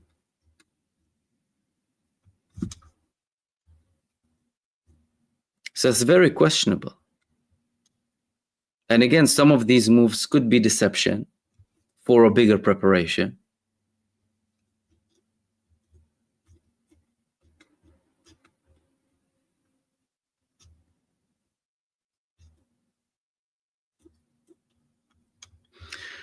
Yeah.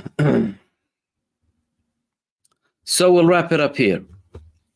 Another dramatic night. Again, from an Iranian perspective, last night they carried out strikes into the morning. Some of their most intensive strikes were carried out. And I spoke about them in the beginning of this live stream. That could happen. If that does, I'll hopefully have another live stream in the early hours or midday in the tomorrow or today now. But we'll wrap it up for tonight. In the meantime, I'll hopefully be with you tomorrow around about the same time in the evening. If needs be, I'll be here in the daytime too. Thank you so much for everyone for tuning in for another live stream. Many of you have been here since the beginning, so thank you so much for staying with me. And thank you for everyone who later on as well and participating in the chat. Thank you very much for that. Big thanks to Rob, Palestine, Boomer, Lisa, Farah, Oti, Hira, Tony, F, Scorpion, Chernor, Lisa, Batfink, Donna, Daniel, Gullyberg, DF Michelle, Hira F, Scorpion Aini, 007 Siraj, Mamadou Marvin, Abadan, Jesse, Angela, Shifty, Tates, Muhammad, and Ahmad too, for your support, for supporting this channel and the chat too. Thank you very much. Guys, enjoy the rest of your evening, day or night, depending on where you are. And Saeed Abdul Rahman, thank you very much, my friend, for your support. I'm here with you every single day to update you about everything in relation to the war between Iran and Israel. In the last few days, I have been only focusing on the live streams. So if you're new to my channel, go to the live stream section. I usually have live streams and segments of the live streams and clips. That's not what I'm doing in the past couple of days. So everything will be concentrated in these live streams to cover in the beginning all of the updates, and of course things as and when they happen too, alongside analysis and a live videos and footage from multiple sources, of course, different accounts, independent people, individuals. So thank you so much for tuning in, for your support, everyone. In the meantime, stay blessed, take care, and I will see you soon in the next live stream. Peace, everyone. Salam.